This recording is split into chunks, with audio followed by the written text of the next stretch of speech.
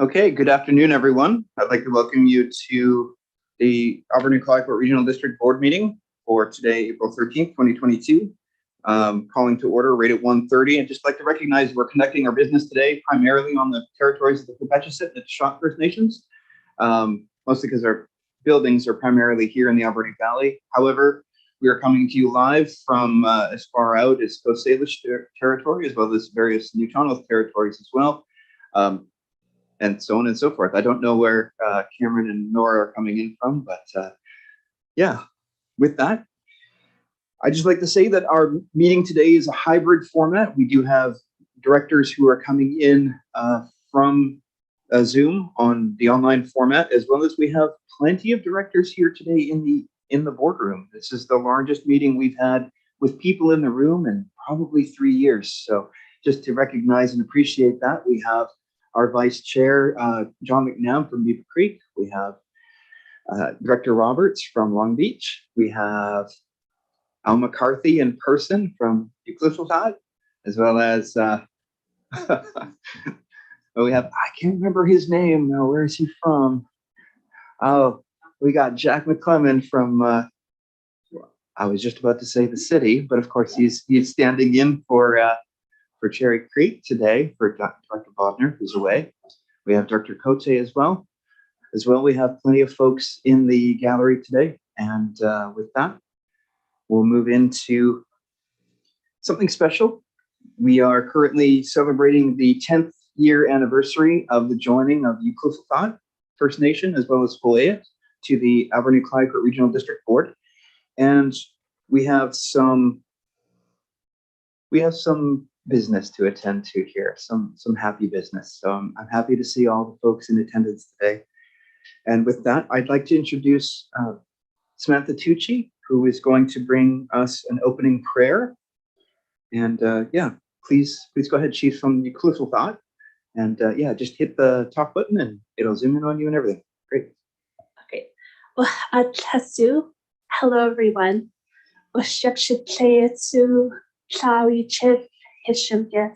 Thank you all for being here today.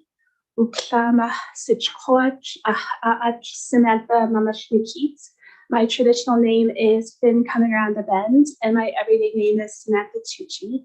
I've been asked to do a welcome prayer here to get this meeting started off in a good way, and I like to say it in the language because I like to think my grandma could hear me when I speak it. Tleko hatweth, tleko kuathia. Ha'anchi atintla sutwa hatweth. Nacha tuin, sakshik, hinia nashuk amas. Tlathak unmin sutwa, teachmis ku, kwa aklin, chachimhe, yusuathat, ohish huayat. Tleko meatzasha, chu. Great, thank you very much, Samantha. So we'll move right into to the business today. I'd like to call the president of the Eucliffeltot First Nation, or Eucliffeltot government, President Chuck McCarthy, as well as Al, if you wanted to stand up next to him. But yeah, please go ahead, Mr. President. Oh, and make sure to hit the red button, the talk button. You want it red? Well, Al's a little, standoffish. This is his first appearance, and what, 2 years? So, but anyways, yeah, it's nice to be here. It's been, I think, over 10 years since we've been here, or 10 years since we've joined as Eucliffeltot, and I think it's nice for us to be participating in what's happened within our region. And I know I've said before, we've been here, with our ask to, transfer some of our fee simple land into our treated land. We've accomplished that through, our consultation with the ACRD and the local districts. So I think it's been a big step for us to be involved. At this level, compared to what we've, like I said earlier, where we've always been told, under the INAC, what to do, when you can do it. that type of situation, but to participate in this level with, I mean, having to say what happens within your areas is, I mean, one of the things that we feel inclusive now, I guess, is what I'm trying to say. And then as we move forward, I mean, I know our needs will always maybe sort of grow, and even though that we might not agree on some of the things that we have in mind, that the ability for us to bring them here and have that discussion at that level will always be, I mean, our participation here. I mean, and I think that's the most important thing that I see is our participation in what goes on within our region. Now, Thank you. My name is Anitsnas. I got this name from my father about 15 years ago. Name that everybody knows by is Alan. I'd just like to sort of thinking, there have been a lot of nice, kind words said today about the relationship that's been established here with the First Nations and from the Manusa Society. I think what I see, I think what I've really recognized here is that this table in supporting in First Nations issues. And I think the first one I saw was Truth and Reconciliation. You know, when it hit this table and that support that came from this table, you know, for us. And just so you know that at that point, one of those meetings we were at, a direct question was asked of me about Truth and Reconciliation. And at that time, no one realized that I was a survivor. So I was not ready to speak to it. So always keep in mind that a lot of us are in our journey, but we're at different levels. So I just want to let you know that. And I've seen just seen those things that really give us strength to continue. And that's why we're, as you've heard my president talk, why we're here. And I appreciate, you know, and enjoy sitting and meeting all the directors present and past, you know, so that's where I'm at. Thank you. Oh, thank you, Al. And next, I'd like to call up M. Chaik, our Chief Counselor, Robert Dennis Sr., and anyone else you'd like to have up as well. Oh, and as well, we have one of our hereditary leaders, Joshua Jeff Cook. He's a well-known leader in the community. Please go ahead. I want to first of all thank you for having us here today, and the second thing, thank Tishat and Upachissit for enabling us to be on our lands to conduct the business that we are conducting today. And John, thank you for the great job that you're doing here. We really respect that and appreciate the work that you're doing here. And I just want to, Al, I'm glad that you mentioned, you know, that dark age of colonialism. Both Jeff and I are products of residential school. I attended Alberta Indian Residential School from 1953 to 1966, and I think, Jeff, you're shortly behind that, right? 56 to 69. So what we can say, it was not the best place to be, but it enabled us to get an education. But it was, for me, it was a very bad experience. And so bad, I remember one time running away and running down to catch, wasn't the Lady Rose back then, I think it was Fuchuk 2 or something, and left the school 5 in the morning, only to get home and have my parents send me back. So that was my experience of running away. What's the point of running away if they're going to send you back? But anyway, the other thing I really want to say is that from this perspective, and I really appreciate you talking about reconciliation. I know this particular organization or governance took the opportunity to support that, and we're really appreciative of that. And I know there's a lot of areas that we have to work on in terms of reconciliation. You heard me earlier talking about economic reconciliation. I could go on and on about the different types of reconciliation that we're working on. And the one that I'm most proud of that you know, we're striving, because I know Port Alberni was built on the forestry economy. And we should never lose sight of that.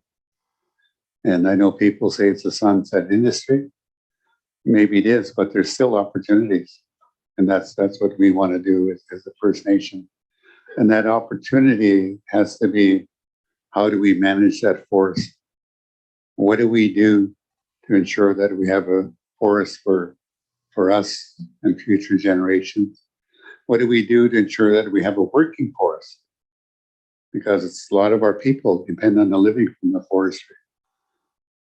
I've seen too much in my lifetime, in particular Ucluelet, when they shut down Kennedy Lake Division, that impact that had on that community. And I say that because some of my friends from Ucluelet Reserve, where I worked for a while, I seen one fellow walking the street, Darcy. I asked him what happened after he got laid off at Kennedy Lake. He said, I had no job. Nobody would hire me because of my age.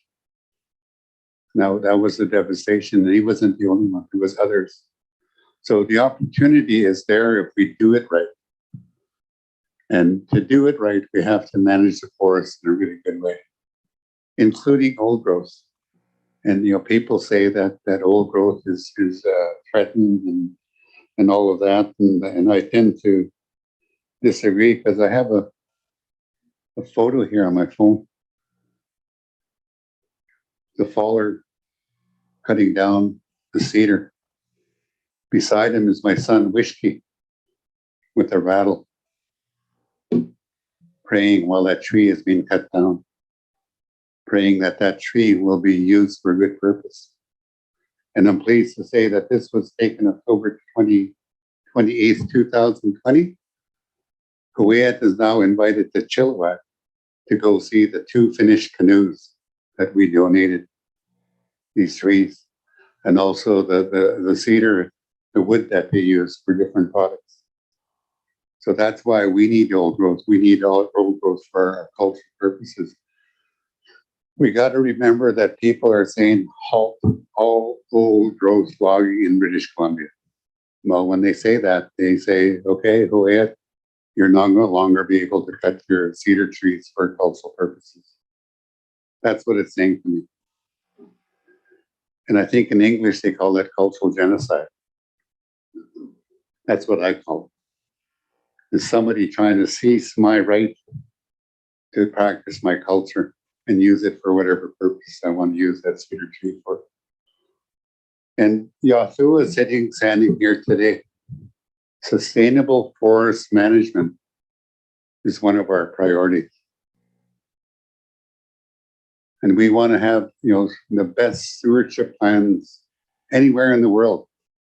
And I want to talk about, because I got Yahoo standing here today, because I remember in one of our People's Assembly meetings, he got up and said, you know what, I don't think the tree should be cut up to that point.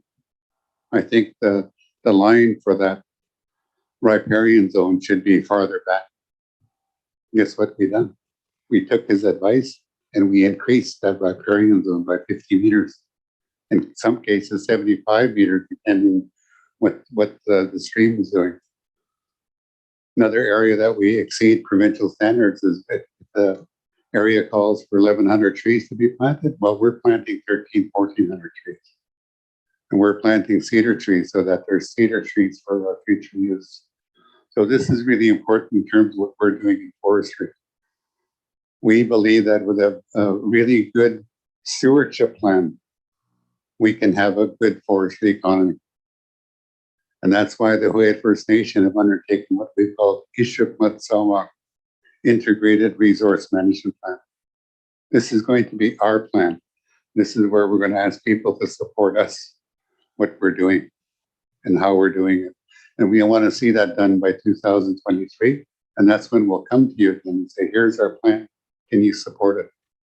And it's going to be a very effective plan. And I know our nation is not afraid to say, you know what, you can't log there anymore. We've done it just recently.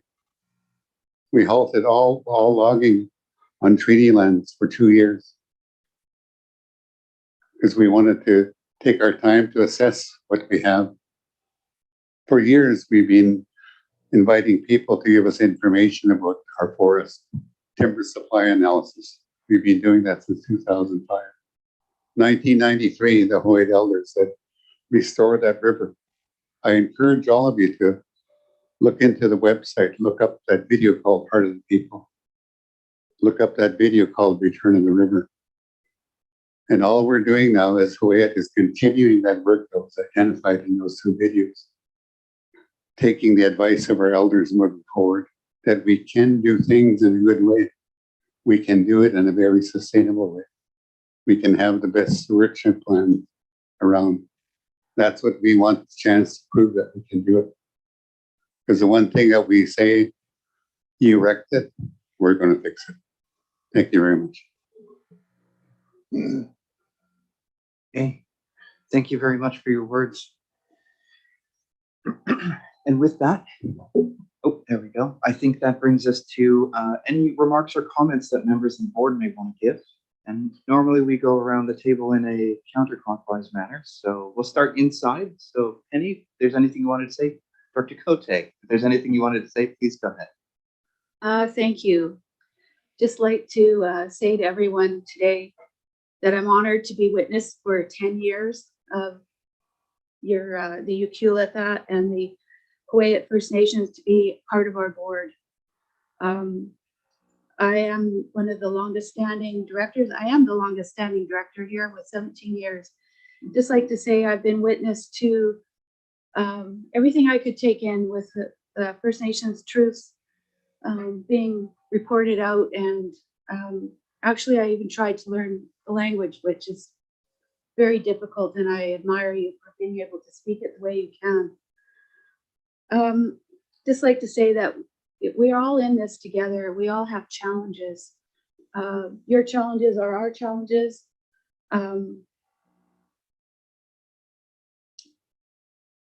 And over the years, I always come back to the day that First Nations joined our regional district and say that this is one of the biggest events that's ever happened in my career.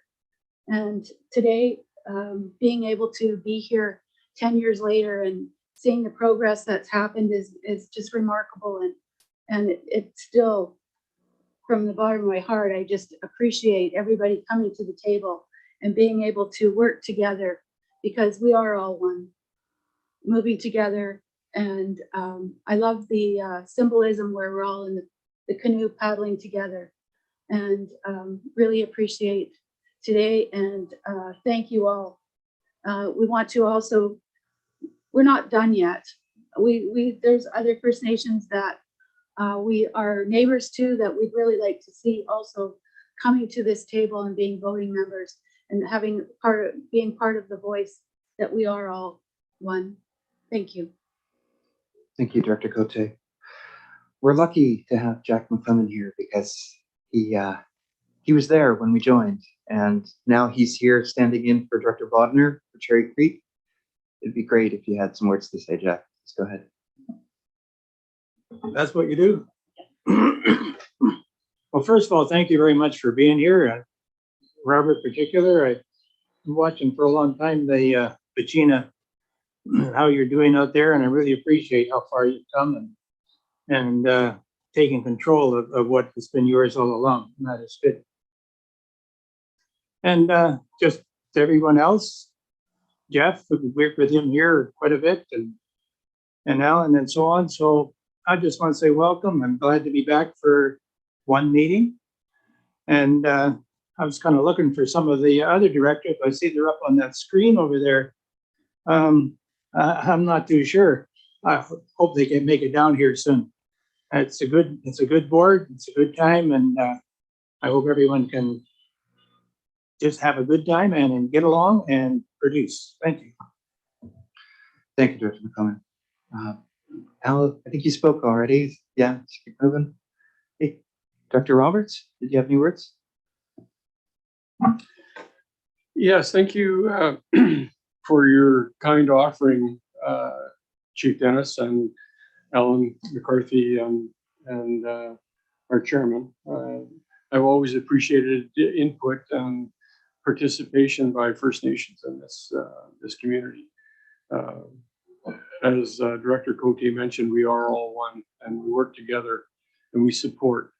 And I recognize the message that Chair Jack had submitted that about old growth forests and the recognition for First Nations, which I've been in support of my whole life. So I grew up with First Nations people in Vancouver area. And in fact, I mentioned it earlier when we talked about residential schools. One of the fellows that was one of my best friends was his grandfather was the first or the last Indigenous person to live in Stanley Park, part of the Squamish and Capilano First Nations. And I appreciated that and always recognized it. I support First Nations on the West Coast as the area director for Area C. And the next steps that come is that I would like to see all First Nations in our community participate in the regional district and have a voice and a full vote, whether they're treaty nations or not. It's extremely important.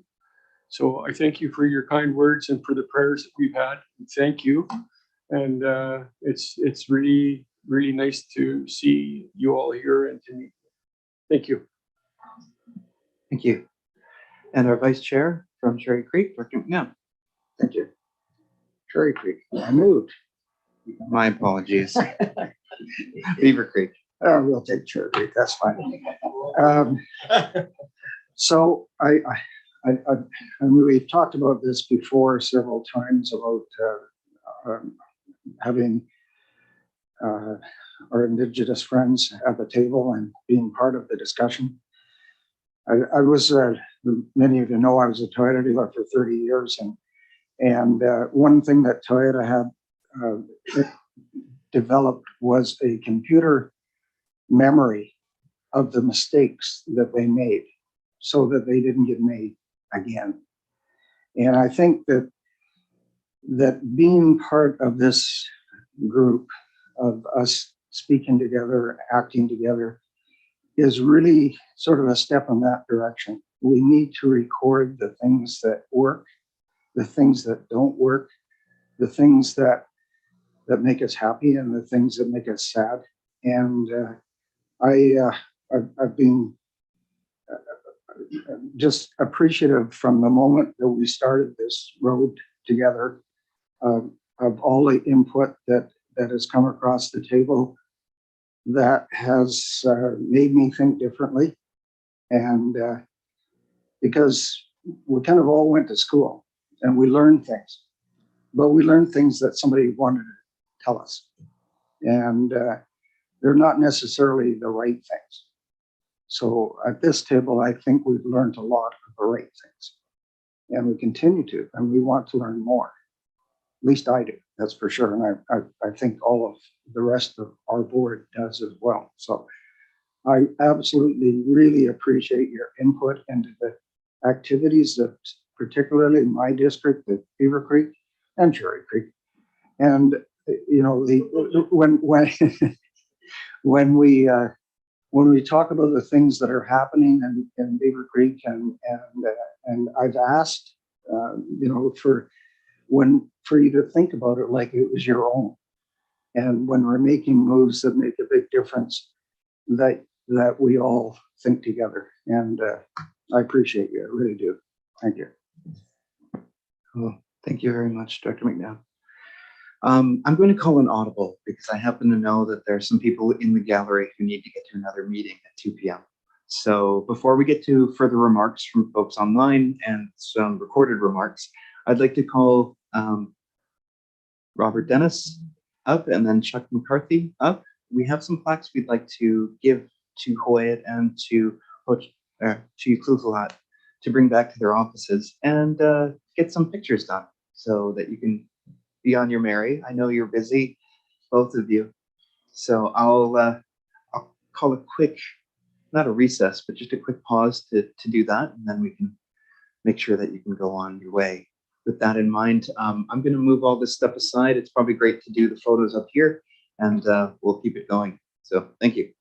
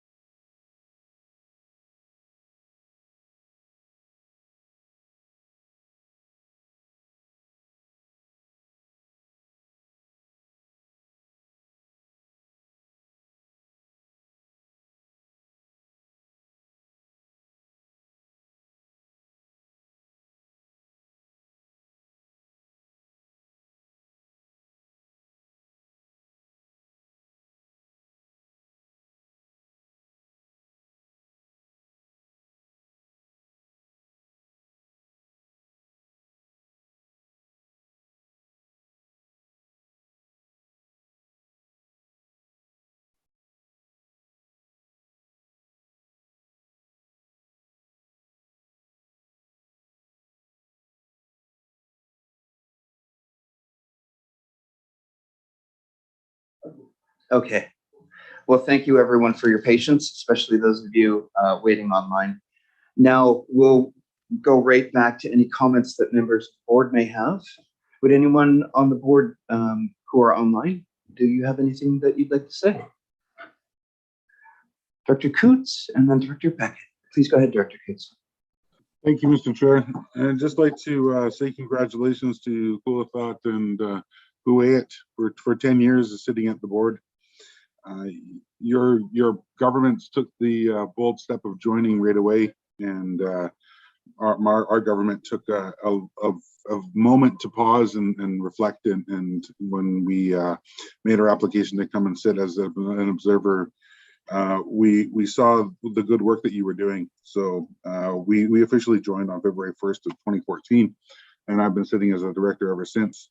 And I'm really appreciative of everyone's time and commitment, and I'm really amazed at the welcome that all of our Monmouth nations received when we all joined the board. It's an amazing thing when you've been away or held out of the visioning of the community in your surrounding area, and then when you can sit down and have an equal voice and your opinion is valued by the entire board, it's really something to see. When we all work together and paddle in the same direction, to use the analogy, it's amazing the work that we can get done. And we're setting an example around in British Columbia and Canada of what First Nations participation in governance can be. And I'm excited to see more of our brothers and sisters join, different nations join. And the future looks really, really exciting. So I just wanted to say congratulations and Chu Kwako. Thank you, Dr. Coots. And then we have Dr. Beckett. Please go ahead. Thank you, Mr. Chair. My apologies to everyone for not being able to show up today, but you wouldn't want me sitting amongst you with my cough. Very quickly, I just want to say, from my own personal experience in Bamfield, it's been an honor and privilege to work alongside Chief Robert Dennis and the Huayet people for the last 3.5 years. And with Robert's guidance, I'm hoping to learn a lot more about the Huayet ways, because I know that will be beneficial for both myself and for the community. And, you know, people often ask, knowing that I'm on a school board down near Victoria, they ask me, well, what's your experience like on the regional government, on the ACRD board?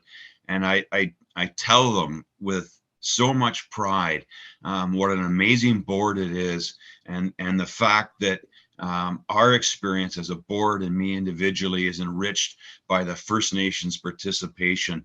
And I thank everyone who's helped me along my reconciliation journey this past 3.5 years. Thank you again. Thank you, Director Beckett. And next up, we have Dr. Steer. Please go ahead. Thank you, Chair, and I really appreciate this opportunity. And as one of the newest members of the ACRD board, I look to my predecessor, Minister Osborne, who clearly indicated to me the very significance of the Treaty Nations participation at this regional government's level. And that has, over the last time that I've been here, that has proven to be so true. And I do particularly want to thank President McCarthy for his words around reconciliation and that individual path and timeframes that takes. And that really resonated with me. And also with Chief Dennis, it was very important for me, who's been involved in the forestry issues for 35 years on the West Coast here, and my son, who's actively engaging in a career in the forest industry, the significance of that stewardship and the nature of the conversations around when we talk about a banning of logging, how that has a very direct cultural significance and importance. And his words really echoed and gave a clarity that I had not experienced before on the significance of that. So I wanted to thank both for those words of wisdom, and just appreciate the opportunity to be able to participate at the regional government level with the nations that are involved. So thank you kindly. Great. Thank you, Director Steer. And are there any other comments? Going once. Oh, there we go. Okay, Director Shannon, please go ahead. Thank you. I'm going to be really quick. I can't be there either, probably similar to Director Beckett, but I know. Just thank you and appreciate it. And I'll just leave it there. I was going to cut you off if you were going to keep going.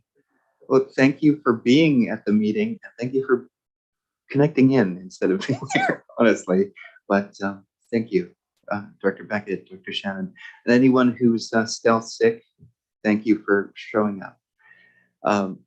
With that being said, it's not just political folk who are key in the integration of First Nations into the regional district. I think I have something to say about some of the past leaders at the end of this, but I would like to recognize that our administrative staff, led by our various CAOs throughout our history, have had a key part to play in the integration of First Nations in a good way.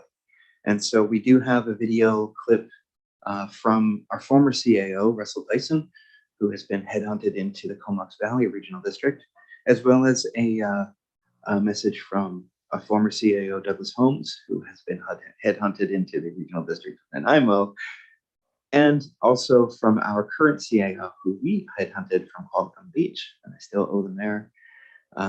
So I think we're going to try to get this video clip to work, and hopefully it will. And then our CAO, Daniel, will read out the other messages. So please go ahead. I'm Russell Dyson, CAO of the Comox Valley Regional District.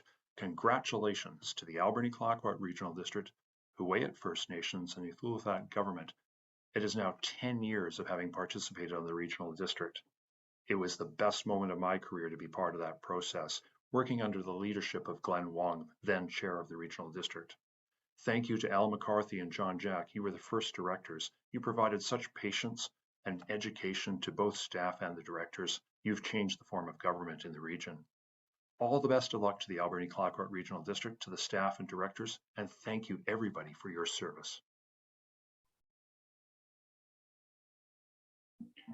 Okay, that was a really good video. Okay, he's got such a good voice. So with that, I'd like to call on our current CAO to read out a message from Douglas Holmes, and then I think you'll follow up with your own message. So please go ahead.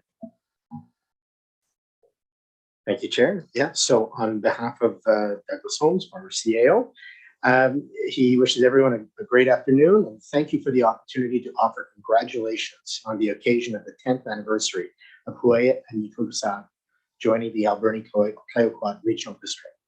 It was my privilege to serve the ACRD board for nearly 4 of those years. During that time and today, it has been my hope that the members and leadership of Huu-ay-aht First Nations and Iqaluit government felt more connected to all parts of the region from participating in its governance. My observation is that the region's governance could only reach its potential with the inclusion of the nations who governed this region for thousands of years. The participation of 2 and then 4 treaty nations has shown this to be true and will hopefully serve as a model for the rest of British Columbia as to the benefits of governing regions inclusively. I hope all goes well. A heartfelt congratulations, Douglas Holmes. On my behalf, I carry the name Tsahzaq, given to me by elders Mike Peters, Vera Edmonds, and Martina Pierre. And my common name is Daniel Sayan. I'm the CAO now, and I've received a warm welcome from the board and staff here in the ACRD. Building a meaningful relationship, one that values the voices and choices made to bring us where we are today, takes time and takes tremendous effort. I'm grateful that I'm one of the many that can benefit from the efforts of those who have been here before me. I too wish to add my effort, my heart, my hands, and my voice to the unity of voices around this table. It's a great thing that we have, a great relationship. It's one that we earn every day together. We all know that it's not something to be taken for granted. It deserves recognition, and I'm really pleased that we're celebrating and recognizing it here today. In this celebration, I also wish to make note of the value this board brings to the staff who serve the ACRD. Inclusivity benefits all, including those who serve. The ACRD staff bring creativity, passion, and positivity to this space, and this is in step with what the board brings and exemplifies. So with that, I wish all my relations true. Thank you. Thank you for that. And so in lieu of the gift presentations, which we've already done quickly, I'd just like to offer a few closing words. First of which is to recognize that this board, as well as others across British Columbia, are dedicated to ensuring that we walk the path of reconciliation and inclusivity for First Nations, even if they don't have treaties. This is something that we see as a fundamental weakness in our government, in our governance, and is something that many regional districts are coming together to work with the provincial government on.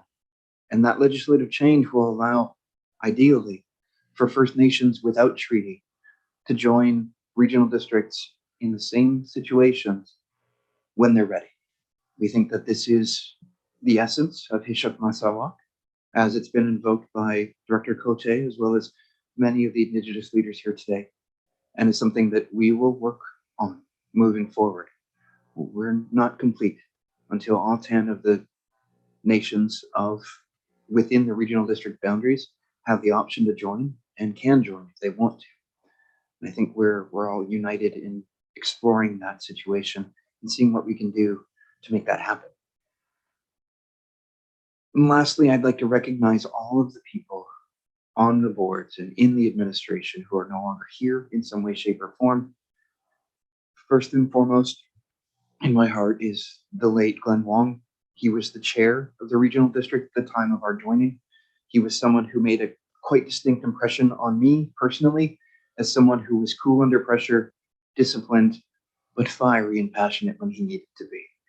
He was the man who used the gavel here, and he often used it for another man who's close to my heart, Tony Bennett, predecessor for Long Beach, someone who was also very key in helping for the integration of First Nations into this regional district in a meaningful way. Someone else I learned quite a bit from is the former director for Beaufort, Mike Kura. He and I didn't always agree, but that man was, and still is, an encyclopedia of knowledge of everything that happened within the regional district and the Alberni Valley. If I had a question about the history of the valley, I'd ask him first. There was a reason he was here. There was a reason we could learn from him. I'd mentioned Jack, but he's sitting at the table today with us. So I think what I'd like to do, though, is just mention the previous members of the Port Alberni Council, previous mayors, as well as the predecessors for Banfield, because I've had good relationships with all of the representatives of Banfield, Eric and Keith, Stefan, and beyond. With that, I want to look forward to the next 10 years. I want to look forward to the next 20, next 40. This is a group that I've learned so much from by the fact that you can disagree with one another and not throw chairs at each other. This is a group that can disagree vehemently over the budget, over all manner of things, and go out for lunch same day. You should be proud of the governance you brought to this table, everyone who has been here. I've learned as much here as I have in other places, and bringing that all together is only going to improve governance across the regional district. I look forward to working with all of you and anyone who may come in the future, and thank you for everything you've contributed, and onward. And on that, onward. I think the next thing we have in business now is the approval of the agenda, and I don't think we have anything to add to the agenda, nor do we have any late items. Is that correct? No? Okay. Could we have a motion to adopt the agenda, please? So moved. Thank you, Director Roberts, seconded by Director McNeil. Okay, any comments? Seeing none. All those in favor? And motion carried. Before we move on, this is going to be a long agenda. Is there anyone who needs to step out at some point in the near future? Yeah, Director Steer, go ahead. Yeah, I'll have to depart by 3 o'clock today, unfortunately. Director Shannon, how are you for kids? You're okay? We're all COVID isolating, so I'll probably last until about 3:30. Okay, you stay as long as you can, but don't push it, okay? All right, thank you. That brings us to declarations. Does anyone have any conflicts of interest or gifts exceeding $250? Dr. McNabb? We've all been given the gift of the Kuwait and the Yucca with that presence at the table. It's of the greatest value that we can recognize, and I'm thankful for that. Thank you, Dr. McNabb. I don't know what to do with that. With that, we do have the adoption of minutes up next. That is the Salmon Beach Committee meeting on March 17th, 2022. Hey, that's my daughter's birthday. Dr. Roberts, please go ahead. Yeah, thank you for that. The chair recommend the minutes of the Salmon Beach Committee meeting held on March 17th, 2022 be adopted. Do we have a seconder? Thank you, Director Cote.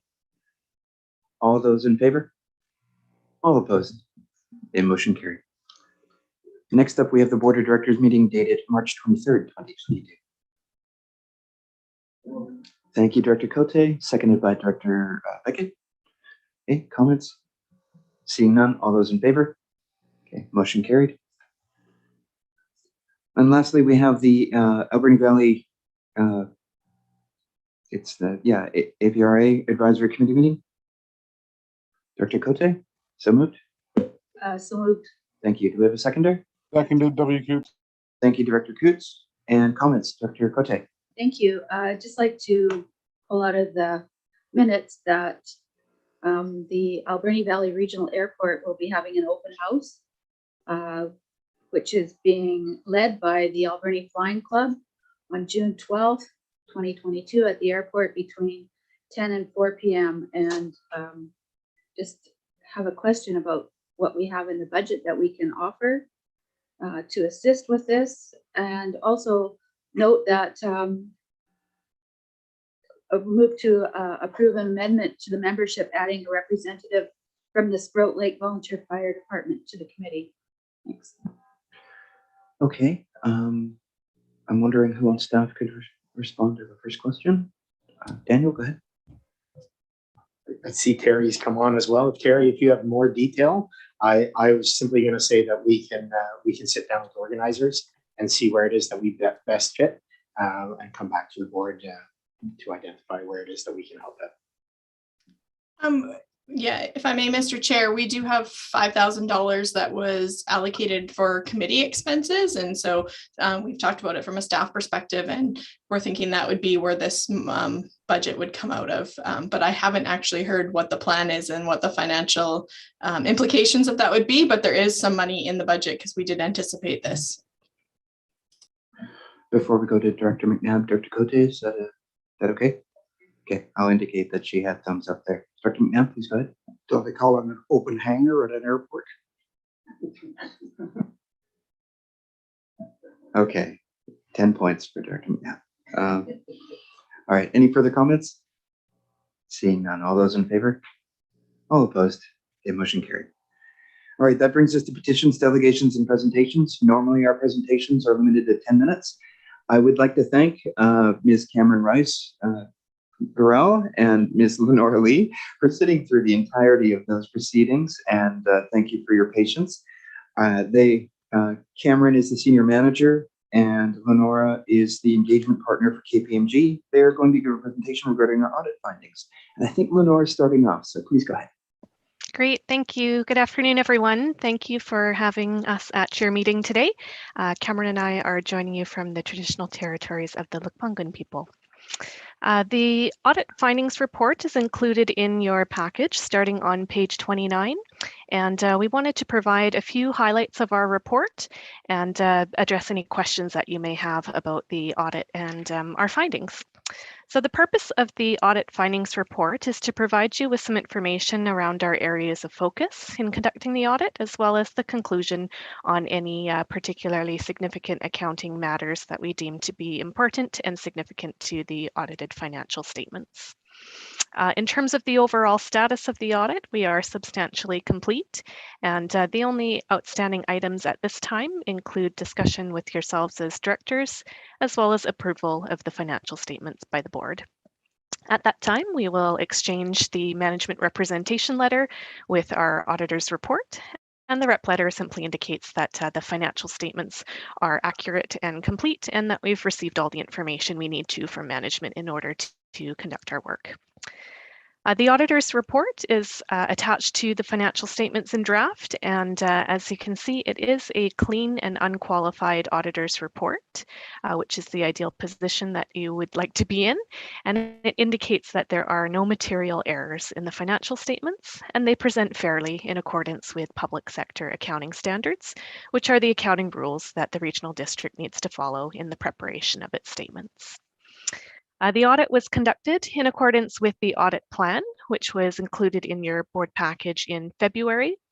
That plan had a materiality of $400,000 attached to our work, and what's referred to as an audit posting threshold of $20,000. And so what that means is at the conclusion of our audit work, we step back and evaluate the unadjusted audit differences or corrections that we are recommending. And if there are unadjusted items greater than that type of materiality threshold, that may have an impact on our auditor's report. As you'll note in the findings, in which we'll speak to, there are no uncorrected audit adjustments that impact the annual surplus, and there was no significant matters that impacted the annual surplus in the conducting of the audit, which indicates, the financial records are in very positive shape. The figures and reporting that you receive throughout the year are very accurate and consistent with the audit work that we've performed, and roll up into the year-end statements that you see in your package today. So overall, I would say this audit process was very clean. The only recommendations we make are primarily around presentation, disclosure of items, which is quite rare in terms of audit procedures. Typically, there are some adjustments to annual surplus or adjustments that we'd recommend during the course of the audit. And so comparatively, this audit is very clean and a testament to the hard work that your CFO and finance team are putting into the day-to-day transactions and financial record keeping. I will turn it over to Cameron now for a discussion of significant areas of focus, and this begins on page 31 of your package and highlights a few areas of transactions that we reviewed in particular during the course of this year. So over to you, Cameron. Thank you, Lenora, and thank you everyone for your time today. So consistent with the audit plan, the key focus areas were revenue, deferred revenue, tangible capital assets, and landfill liability. Later, I will also touch on how we address the presumed risk of fraud from management override of controls, as well as the presumed risk of misstatement arising from fraudulent revenue recognition, both of which are standard risks that we are required to address on every engagement. So starting with revenue increased from the prior year by approximately $5 million. The major area driving the increase was government transfers. This increase was due to $3 million of funding received for the landfill diversion program, an additional payment of $0.5 million from the Gas Tax Community Works Fund, $0.5 million of funding received relating to the Regional Air Transportation Initiative, and $0.2 million of additional funding received relating to BC Safe Restart Grant. In terms of substantive procedures performed, we read and understood financial terms and conditions of the applicable grant agreements. We substantively tested a sample of conditional and unconditional government transfers by agreeing amounts recognized to supporting documentation and cash receipt. We concur with management's treatment of revenue recognition on receipt for grants without stipulations and revenue recognition as eligibility costs are incurred for grants with eligibility criteria. We also substantively tested a sample of tax requisitions by agreeing requisitions to approved budget bylaw and cash receipt. We further substantively tested a sample of sale of service and miscellaneous revenue by agreeing amounts to supporting documentation and cash receipt. We have no findings or matters to report with respect to revenue or deferred revenue. If you'll move on to page 32, I will touch on tangible capital assets. The tangible capital asset balance was relatively consistent with the prior year. Additions in 2021 primarily related to landfill organics tipping area upgrades, as well as a non-cash land contribution to Beaver Creek Parklands. In terms of substantive procedures performed, we substantively tested additions by agreeing a sample to supporting invoices. Consistent with previous years, we noted that the financial statement disclosures categorized tangible capital assets by service rather than type, which is a departure from public sector accounting standards. We have no other findings or matters to report in relation to tangible capital assets. If you'll turn to page 33, I will touch on the landfill liability. So both the Alberni Valley and West Coast landfill liabilities increased compared to the prior year. For Alberni Valley, a new design, operations, and closure plan was prepared in 2021 by third-party Sperling Hansen Associates. The new plan resulted in closure costs increasing by 45% from the 2012 estimate. It also increased the length of post-closure monitoring from 25 to 200 years. The new closure plan also has a four-phased approach. For the West Coast landfill, the information is based off the 2020 economic analysis prepared by third-party Sperling Hansen. The increase in the liability is also due to changes in inflation and discount rates, both inputs used in the liability calculation, as well as usage in the current year. In terms of substantive procedures performed, we reviewed both third-party reports, including assumptions used by Sperling Hansen. We reviewed the methodology to ensure it is in compliance with public sector accounting standards. We also performed procedures to validate the inputs used in the calculation, including the usage, the discount rate, and the inflation rate. We have no findings or matters to report. However, we note that the new Asset Retirement Obligation Standard, PS 3280, will become effective for fiscal 2023. A key change from the current standard is the requirement to record the entire estimated closure liability in the financial statements, rather than based on usage. This will result in a significant uplift in the liability upon transition. If you'll please turn to page 34, I will touch on the standard audit risks. There are two required audit risks: the risk of fraud from management override of controls, as well as the risk of material misstatement due to fraudulent revenue recognition.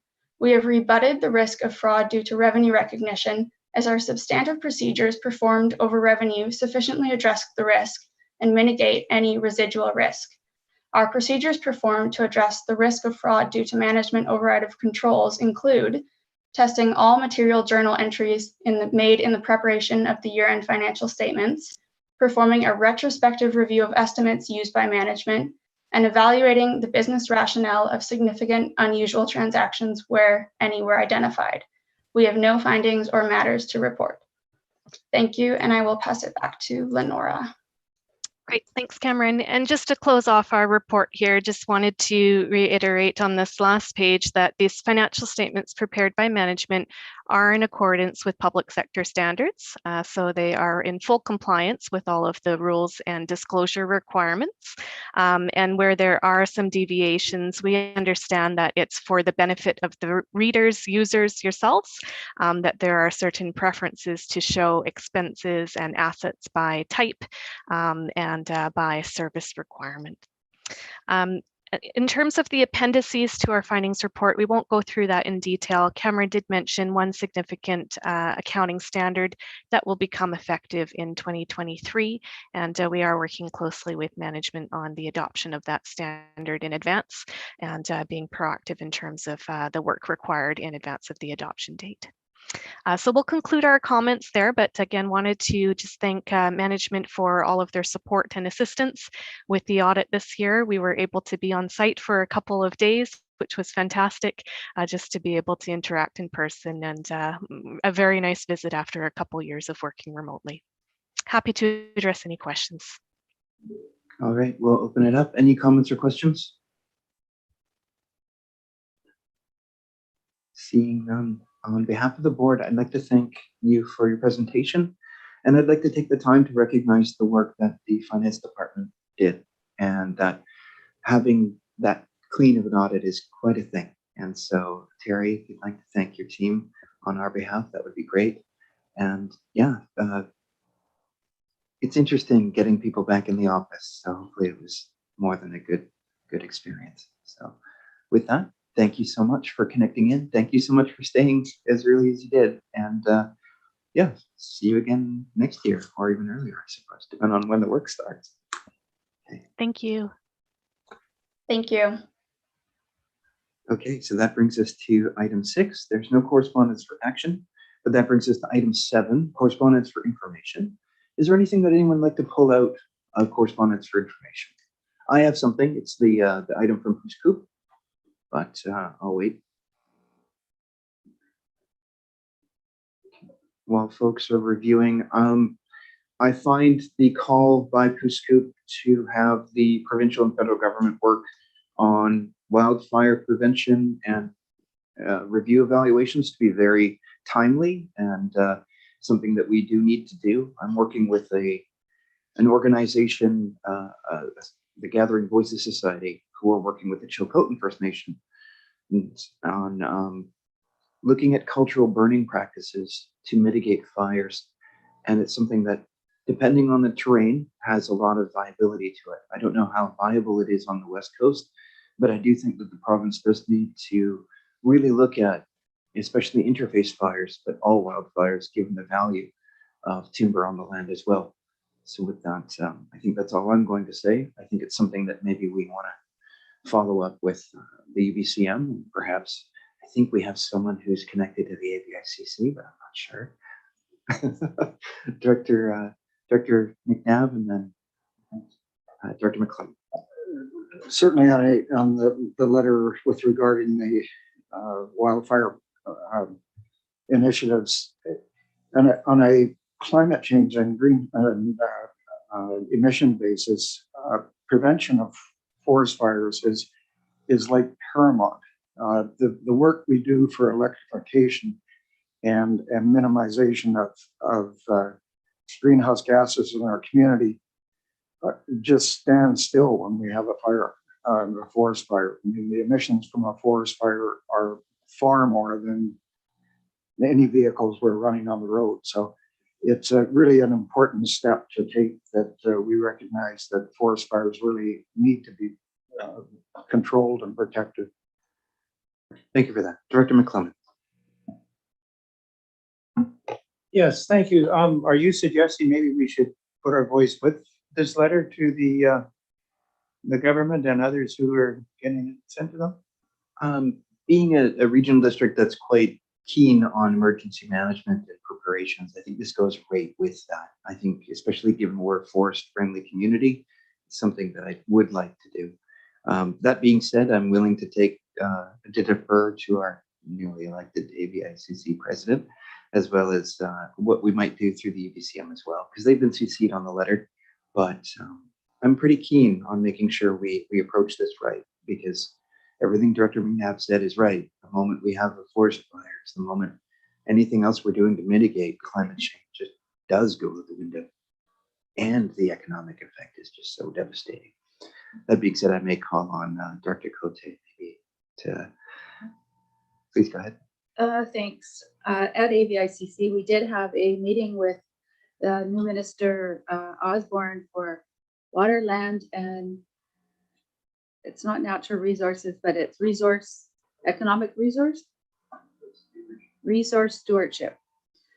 Thank you. And we talked about watersheds and forestry, and that will be an ongoing conversation. So personally, I've been in contact with Mosaic for Sprout Lake and looking at a community based group that's going to be talking about this type of watershed and wildfire prevention within our community. So this is already happening, but yes. Do we want to do a letter as well? Thanks. Yeah, I'm more than willing to entertain a letter in support of that call. I think that's something that we can do at a bare minimum. I wouldn't mind following up and seeing if we can coordinate with other local communities on something relating to this. So that's where the AVICC, because I think our approach to fire is going to be different than interior approaches. But I think it's nonetheless quite important for anyone along the coast, depending on forestry. Dr. Roberts, please go ahead. Yeah, thank you for those comments.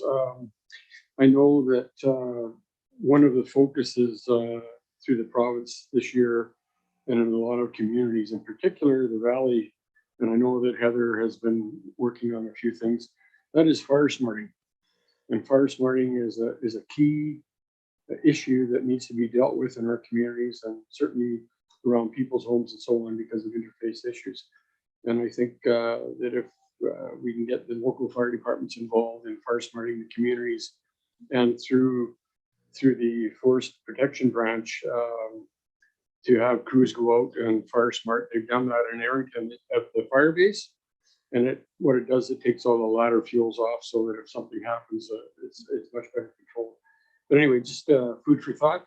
Fire smarting would be a great first step in our community. Thank you.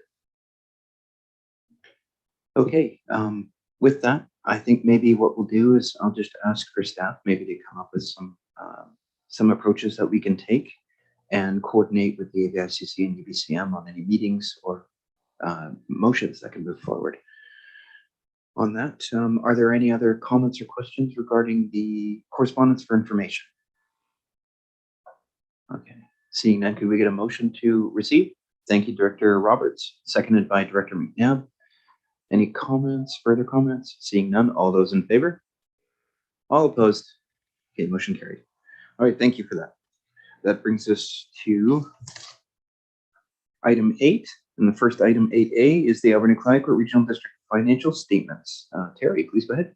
For sure. I won't go over everything in detail as the auditors did a great job. Just wanted to touch on the landfill closure liability. That was probably the biggest change with the new updated closure numbers for both the AV and the West Coast landfills. It is now an unfunded liability. So as much as we have closure money put away, it is not at the rate that is keeping up to inflation. So we are definitely going to need to have that as a further discussion point. The numbers that we went off of haven't actually, I don't think, even been presented to the board yet. Sperling Hansen has just drafted them, and we felt confident enough that they were accurate from a closure perspective, but there's still some stuff staff's working through with them on the operations end of things. So we will be further having that discussion in 2022. However, today we are presenting the 2021 financial statements and just looking for approval of the financials so we can get that lovely clean audit report and submit everything on time to the ministry. Happy to answer any questions. All righty, any comments or questions? Or motions? Director Cote and then Director McNabb. Thank you. Thank you to staff. I know this is a huge job every year and very well done. And so I'd like to make the motion that the Alberni Clayoquot Regional District Board of Directors approve the 2021 audited financial statements for the Alberni Clayoquot Regional District as presented. Thank you. Seconded by Director McNabb. Dr. McNabb, did you have a follow-up comment or no? Okay. Does anybody have any comments or questions? Seeing none, all those in favor? All opposed? And motion carried. Thank you. That brings us to item 8B, which is a request for decision regarding Community Works Fund contribution agreement with Beaver Creek Community Club. That is also myself, Mr. Chair. So this is just the agreement for Beaver Creek Community Club. We, as part of the financial plan, have allocated some community works funds for them to do a washroom renovation, or I guess addition to their building. So it's just going to amend the existing agreement. We still had an agreement with them for their other hall upgrades that they were doing. So we're just going to tag the 50,000 on. As part of the financial plan, we also have approved funding for the Cherry Creek Waterworks District for the Cherry Creek Fire Hall, but I'm still awaiting some information from their staff. So I'm only presenting the Beaver Creek agreement at this time, and the Cherry Creek one will be coming later this year when they get themselves sorted about the other funding aspects of that project. So just looking for approval today. Director Roberts and then Director McNabb. Just And then a Dr. Shannon. question, where is the additional 50,000 coming from? Is it, do we have that money available in our community works fund? Yes, it was part of the Community Works Fund program that the electoral areas recommended to the board, and that was adopted as the financial plan. So it'll be Community Works Fund money flowing through to this community club. Okay, Director McNabb, please go ahead. That was spoken like a true accountant. I don't understand a word of that. When we finished with the Community Works Fund, I mean, we basically allocated all of it. So it was this, are you saying that this was actually allocated previously and just not moved through the board? No, this was part of your guys's like decisions in January. This 50,000 was one of those decisions in January. Okay, that I understand. Thank you. Okay, sorry. Director Shannon, please go ahead. Thanks. I just want to move the motion. Okay, so Can moved. you hear me?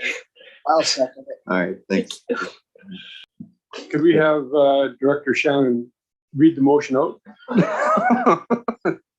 Overruled. No. Okay, any further comments? Okay, seeing none, all those in favor? Okay, motion carried, thank you. I don't even think I can overrule anything. Okay, so Director Cote, go ahead. Thank you. I'd just like to point out that it was the previous director, Mike Kokura, that talked about community clubhouses like this and how they needed to be supported. That this was a real base for communities. So glad to see it go here. Thanks. Great, thank you for that. All right, that brings us to item 8C, which is the AV Regatta Association, the Sprout Lake Noise Control Bylaw exemption permit request. I don't know who's that's on. Alex, please go ahead, Alex. Yeah, I'd be happy to speak to that. Thank you. So the Alberni Valley Regatta Association will be hosting the Sprout Lake Regatta over 3 days in July 2022.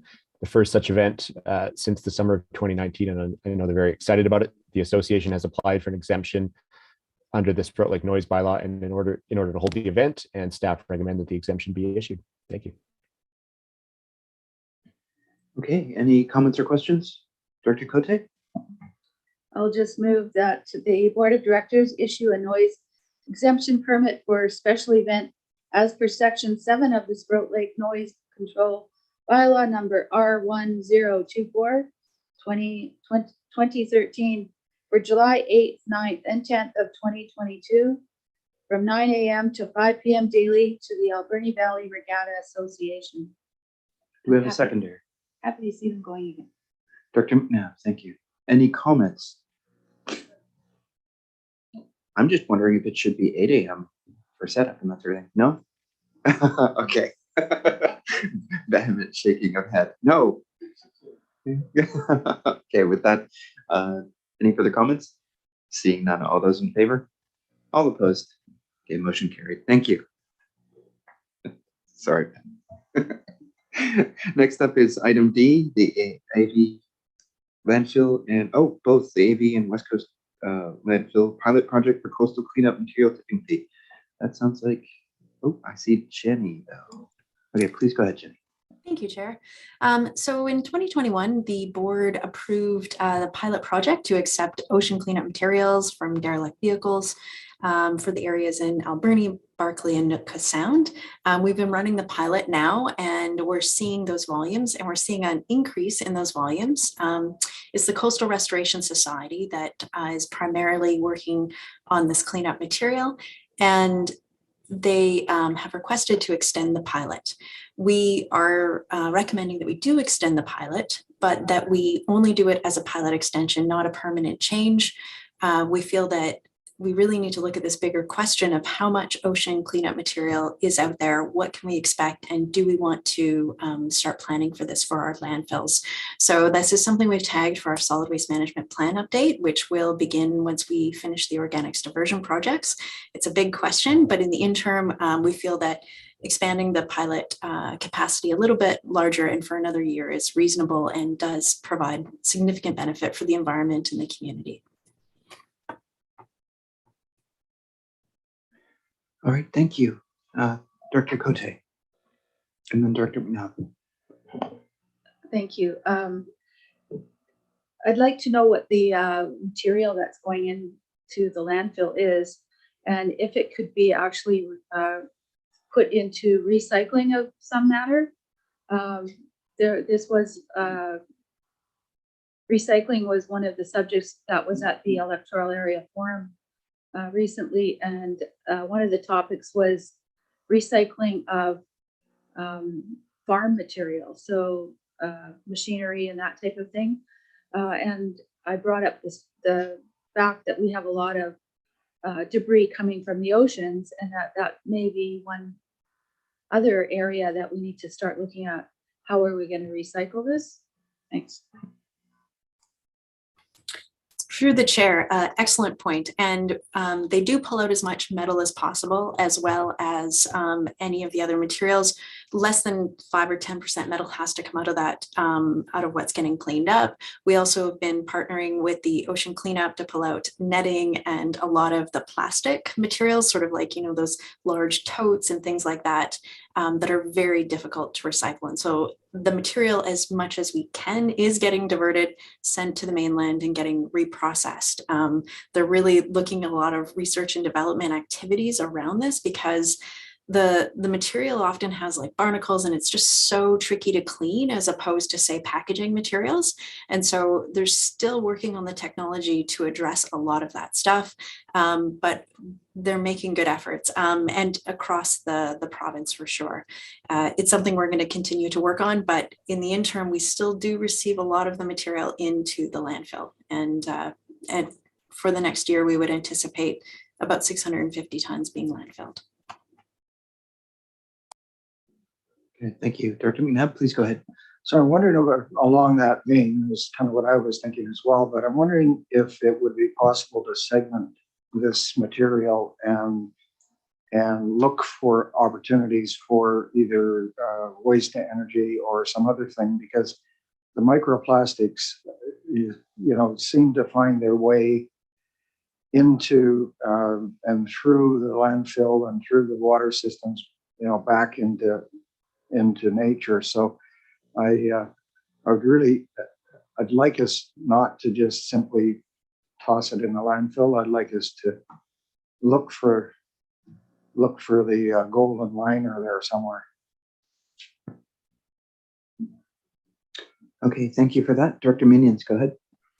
Thank you. I just want to encourage anyone who isn't familiar with coastal restoration and the work that they're doing to take a bit of time to really look into the society. They are doing incredible work, you know, with ocean cleanup, and they are already working on some really innovative ways to recycle most of what they are cleaning out of the oceans, and looking for new technologies to enhance that. Some of the West Coast directors probably could speak to the society in more detail, as they have been present on the West Coast for quite a bit longer than they've been active in the Alberni Valley. But I think they're just such a fantastic kind of new economy building in our area. And yeah, I just wanted to, it might even be worth inviting them to come to the board if people here haven't seen them already. They are incredible and inspiring, and I really look forward to continuing to support the work that they're doing here. Thank you. Dr. Steer, go ahead.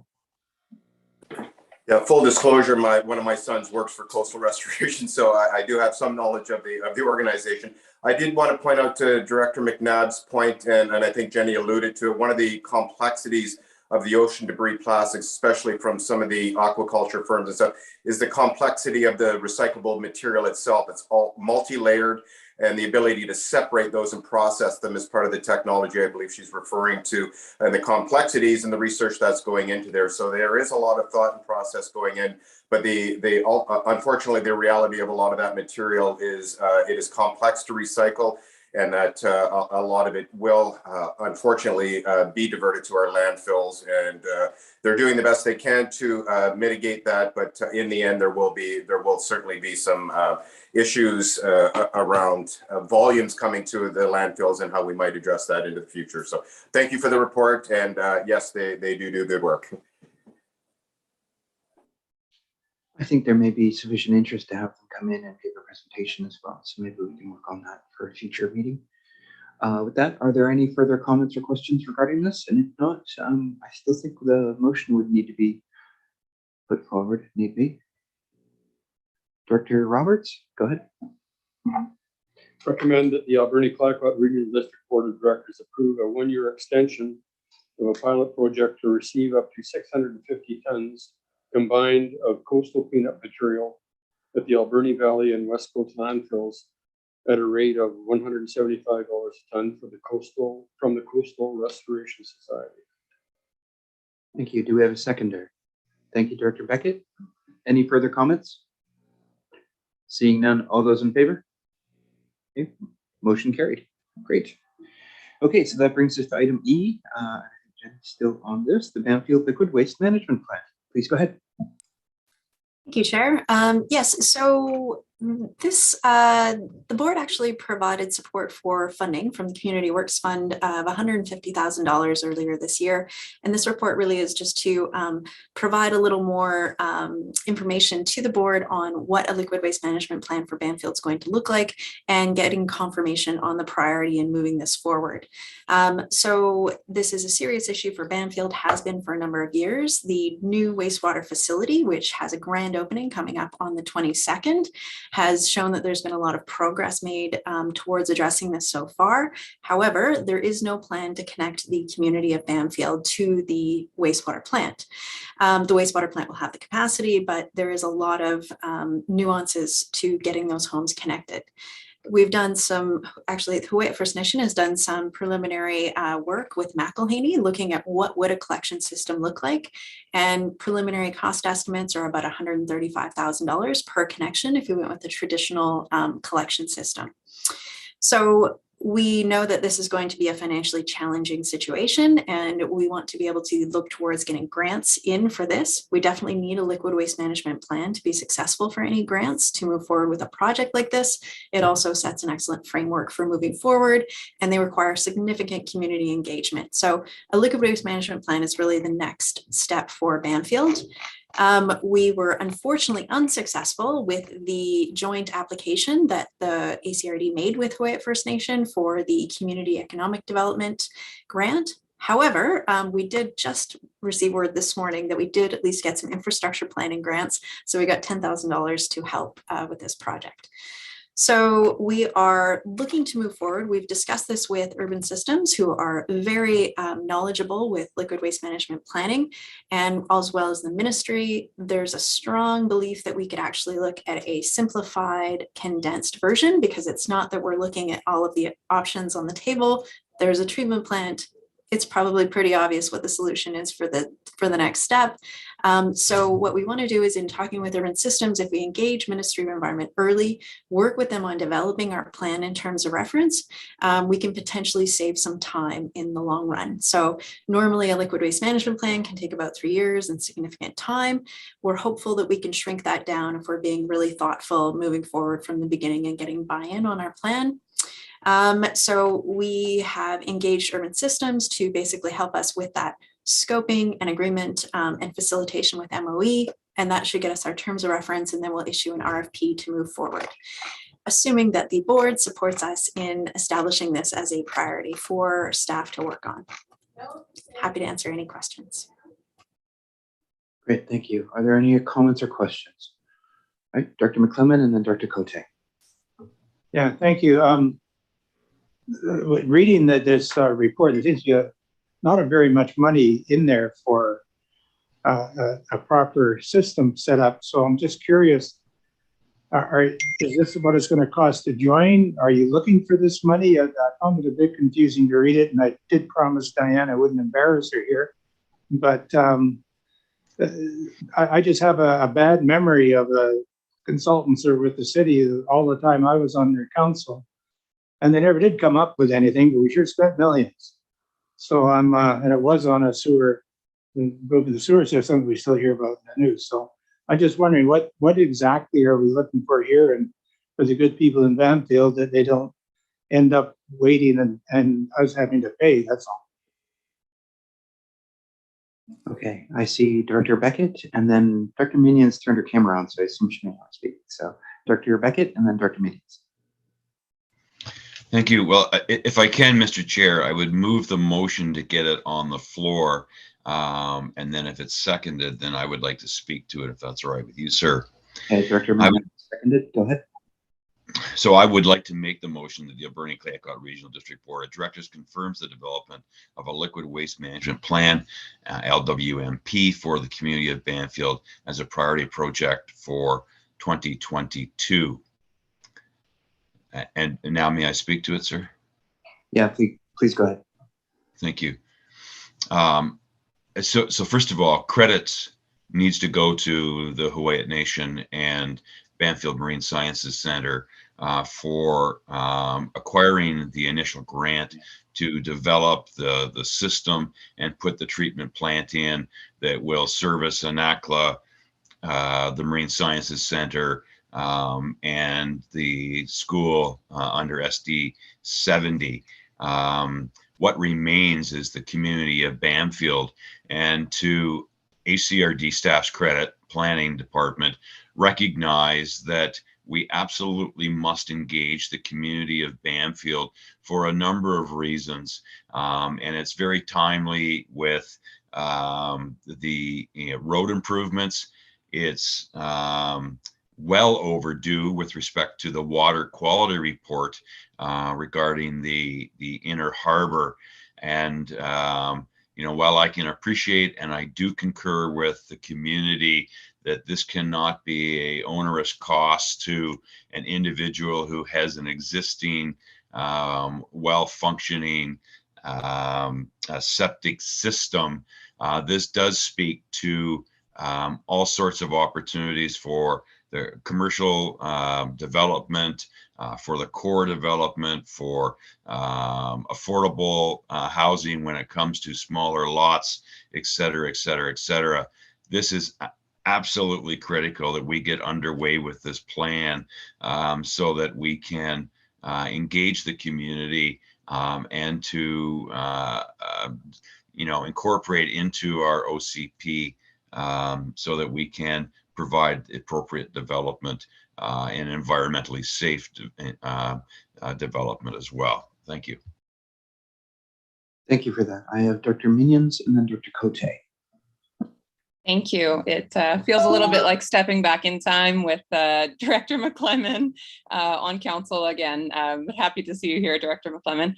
I just wanted to say from the city's perspective, although the liquid waste management plan work did take a long time, what we learned during that process was just so incredibly valuable from the residents of the community, and I think they learned a lot as well about how sewage is treated and what some of the challenges are. And I heard from a lot of people during some of the surveys that happened, just how they learned so much about, how they could improve treatment as well. So a lot of value in that process. And I just wanted to say as well, we are now the proud owners of a new liquid waste or of a new sewage lagoon system that is built for the future of our community that is quite growing. We're a system that we're very proud of that's going to start up in I think about a month or so. So really exciting, but came as a result of years and years and years of work and engagement with the community to get something that was going to work. Another piece of that, of course, was that we were able to end up with the project about 50% funded by grants, $20 million in grants as a result, largely of the liquid waste management plan work and engagement that was done with the community. So really thrilled to see Banfield starting this work and certainly support it. Thank you. Thank you for that. Dr. Cote, please go ahead. Thank you. So just a question, a couple of questions actually. The study costs for $10,000. I'm just wondering what will that cover? Because I don't imagine it would cover the whole study. And there's reference that there is no referendum required. So are we suggesting an alternative approval process, or is this a existing service, or thanks? Jenny, do you want to start off and then we'll go to Daniel if need be?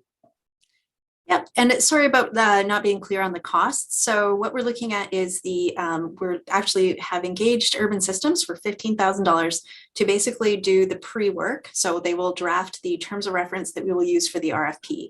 We estimate that the total cost of the liquid waste management plan is about $150,000.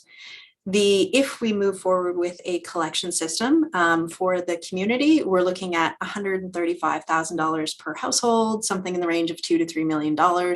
And those are all very Class D estimates at the moment, but it is in the millions of dollars. So cost-wise, that's what we're looking at.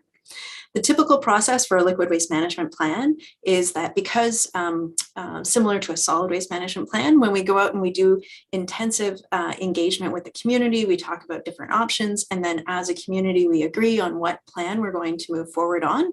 Once you have this overarching master document, it goes to the minister for approval. And then the plan itself is what you use to implement. So that actually gives you the authority for establishing services. And whereas normally you have to go up for electorate assent, that is kind of the process of electoral assent because you're engaging the community. So that's the concept with the liquid waste management plan. Yeah, I hope that explains that. And by all means, if there's more to be added.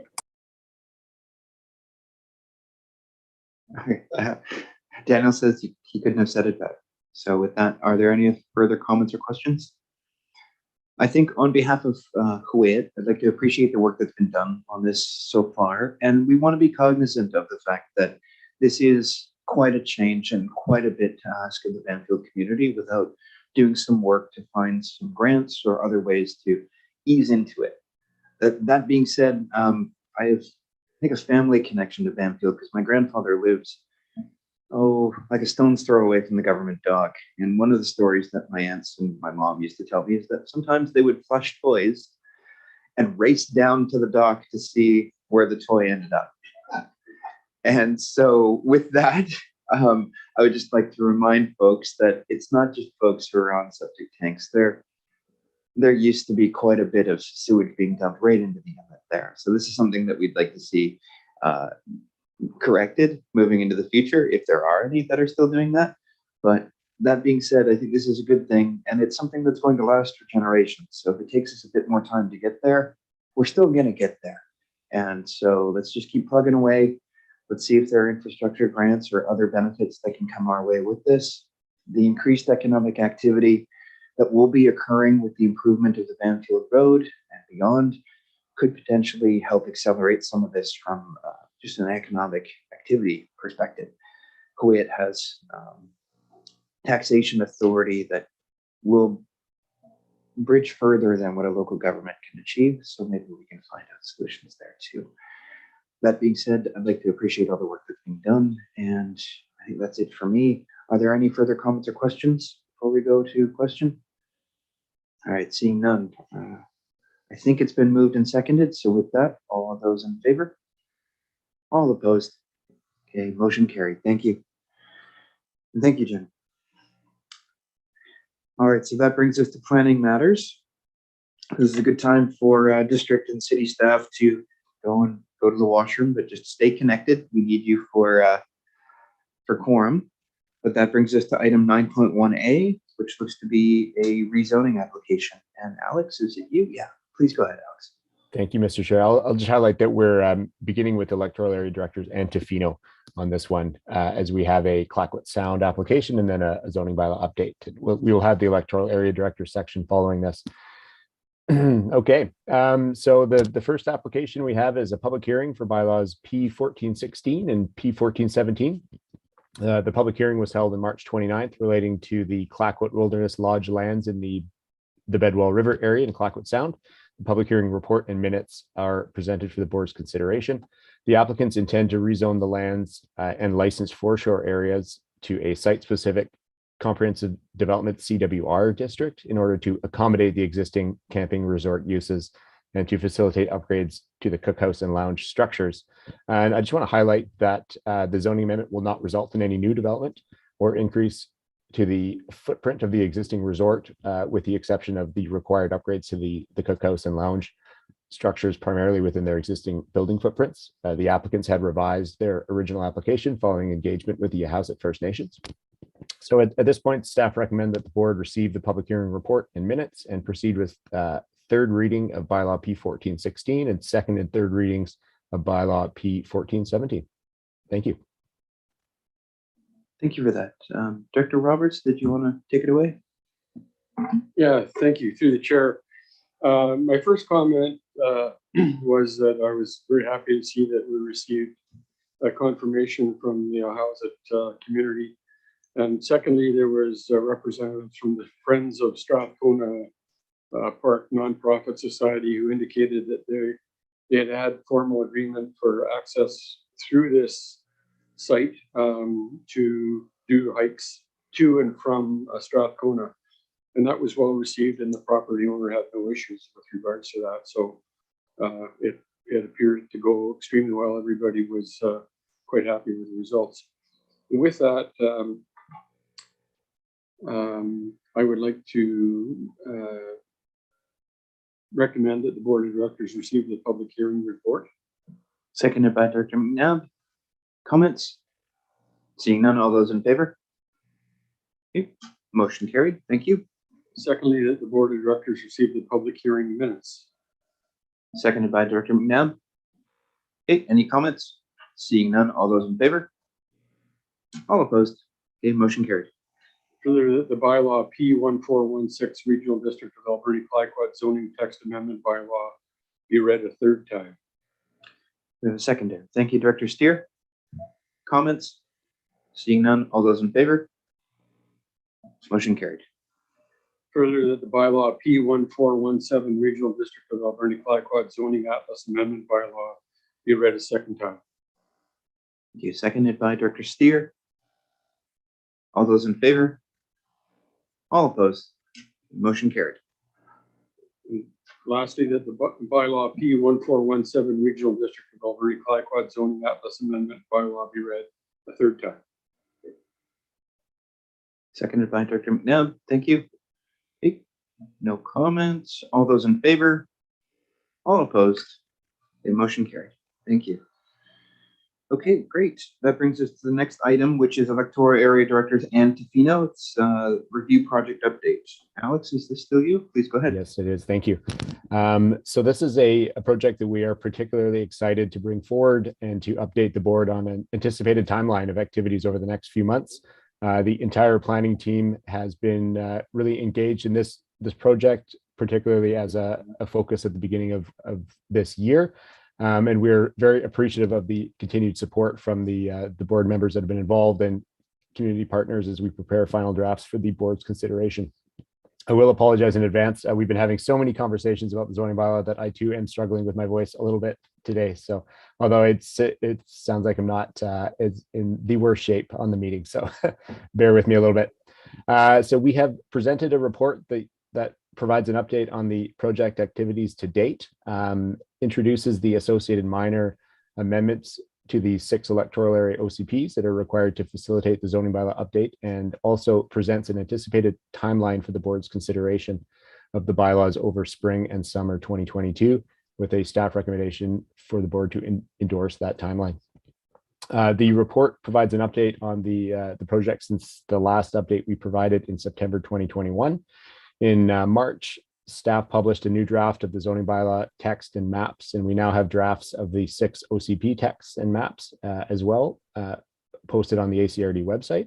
The revised drafts have taken into consideration additional input that we have received during that time over significant engagement with the public, the area advisory planning commissions, referral agencies, and community partners throughout the region since the last draft was published in summer of 2021.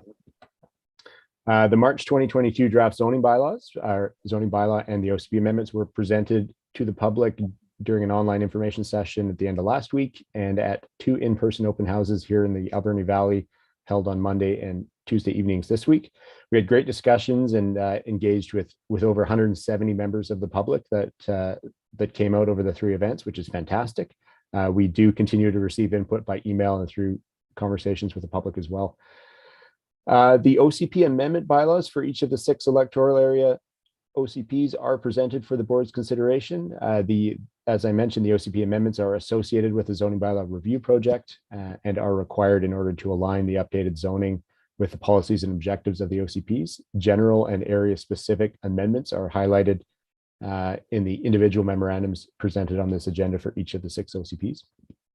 And we've also presented an anticipated timeline for the board's consideration which highlights staff's expectation of the statutory review process required for the board to consider the bylaws, including individual public hearings to be held for each of the 6 OCPs or each of the 6 OCP amendment bylaws and for the updated zoning bylaw itself, and the associated bylaw readings and agency referrals that would be required following those meetings over the next 4 months. The process associated with the updated zoning bylaw will likely result in a delay in the board's review of individual rezoning applications. And I want to highlight that fact until the updated zoning bylaw is adopted. There's some details in the report about that. As of today's date, this will impact upwards of 17 active rezoning applications that we have that are either pending review or awaiting additional information required to proceed to public hearings. The anticipated timeline provides an opportunity for staff to clearly communicate expectations to the public and to applicants as we continue to work with them. And I just want to highlight that staff anticipate that we will continue to review rezoning applications and engage with the area APCs on each application in the meantime. We will continue to accept new applications, and we'll work with applicants on submitting the information required so we can be in a position to move forward with staff reports and bylaws in an efficient and timely manner in the summer and hit the ground running if the board proceeds with the project as outlined in the timeline. So I think I'll stop there, and we're happy to answer any questions you have. Thank you. Thank you for that, Director McNabb. So having attended 2 of these soirees, one thing I'd like to suggest is if we have more public meetings, open house kind of style meetings, that we do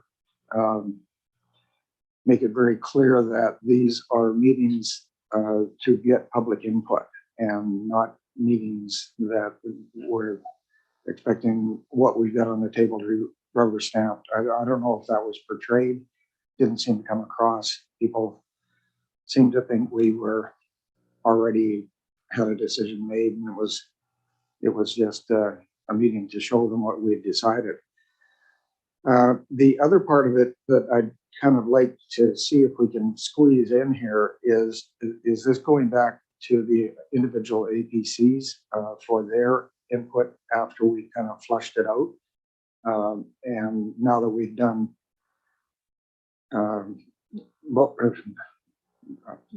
Cherry Creek and Beaver Creek and Sprout Lake, that it might be, I don't know, we've done the actual Alberni Valley part of it. Is there more to it than that as far as presentation is concerned? Through the chair, I'd be happy to answer that. So we, the direction that the board had given us in September 2021, when we last provided an update, was to engage with the APCs and then check in with the public again. So we did hold APC meetings in December and January. So the beginning of December, we held a combined Alberni Valley APC meeting. A Long Beach APC meeting was held in January, and the Banfield APC meeting was held at the beginning of February of this year. So we have engaged, and we have amended the bylaws in response to conversations we've had at those meetings.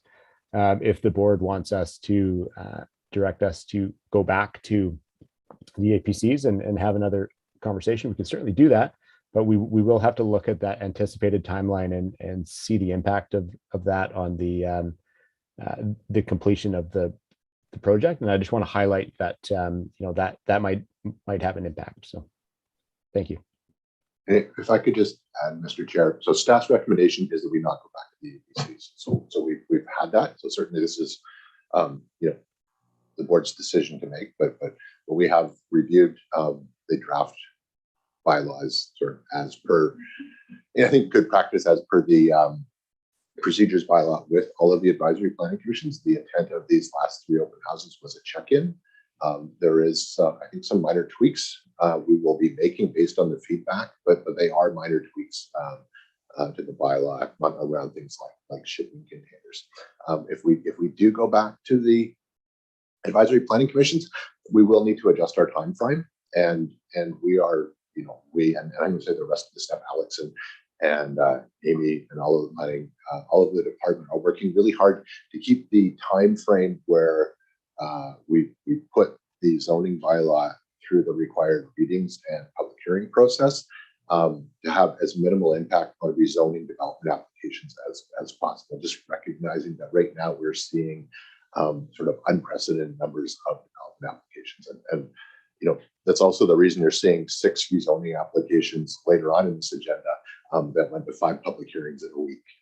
So that because we're trying to make sure we're accommodating and dealing with the rezoning applications in a fair manner, which is good practice, but we're also legislatively we're required to do. So I just wanted to provide, you know, those comments and the rationale for the timeline. And that's why we wanted to bring this memo before we introduce first reading of the zoning bylaw to make sure that the board supports and endorses that time frame, or if there's some changes or additional things like the APC meetings that the board wants, we need to readjust this time.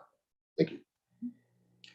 So that certainly would be my recommendation, is that we take this once it's fleshed out, and if that's now, that we take it back to the APCs, because they're really the eyes and the ears in our communities, and you know, they do connect with the residents and hear the feedback that's coming through, and we want to get this as right as possible. That we're never going to get it exactly right, but we want to be close.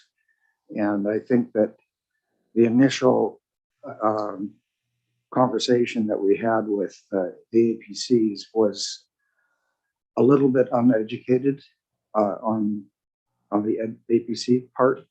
And now that it's been out in the public and had some time to cook a little, I think that it would be appropriate to bring it back. And if that adjusts the timeline, so be it.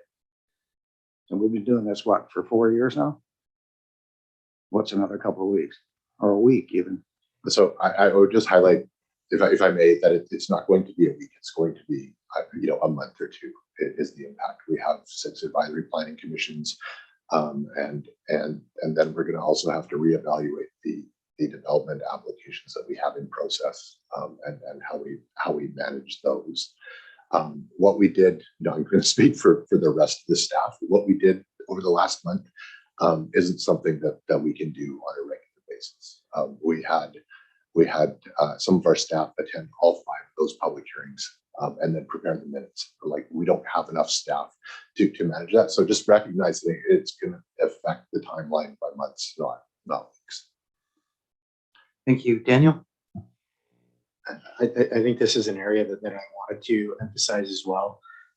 Mike brought up, I think quite accurately, but we have had a lot of discussion around the trade-offs. And part of the trade-off is the current applications. And when we're looking at the staff resources we have and time that we have, if we're not going to grow government, which is not something that we're looking to do, we have to trade off certain timelines for projects. And with the volume of applications coming in, we can pause those to get the bigger block being the zoning, or getting all of this background work done, so that in essence, rather than doing 17 one-offs, we're actually walking applications through a new framework, which would save us time on the long run. So we really want to get this done sooner rather than later. And the trade-off is for existing applicants that are wanting to get started. They're sitting on the sidelines as we get this done. The alternative is going to get additional help, or another alternative, which I'll be speaking to the board about at a different meeting, is about just using some of our rules and tools a bit differently, so that we're not as resource intensive with staff time. So I certainly appreciate going back to the APC, and we can, but it does bring us back to discussing the timeliness of processing those additional applications that are on hold, and the additional ones that are going to come in behind it, which we can pretty much guarantee there are more coming. Thank you. Okay, so with that in mind, Director McNabb, do you have thoughts in regards to the timeline changes? Well, I mean, I'd like to get some input from the other directors that are affected by this. I mean, that's my input is that I think that our APCs need to understand this and better. They may understand it better now. they may be more educated to speak about it now.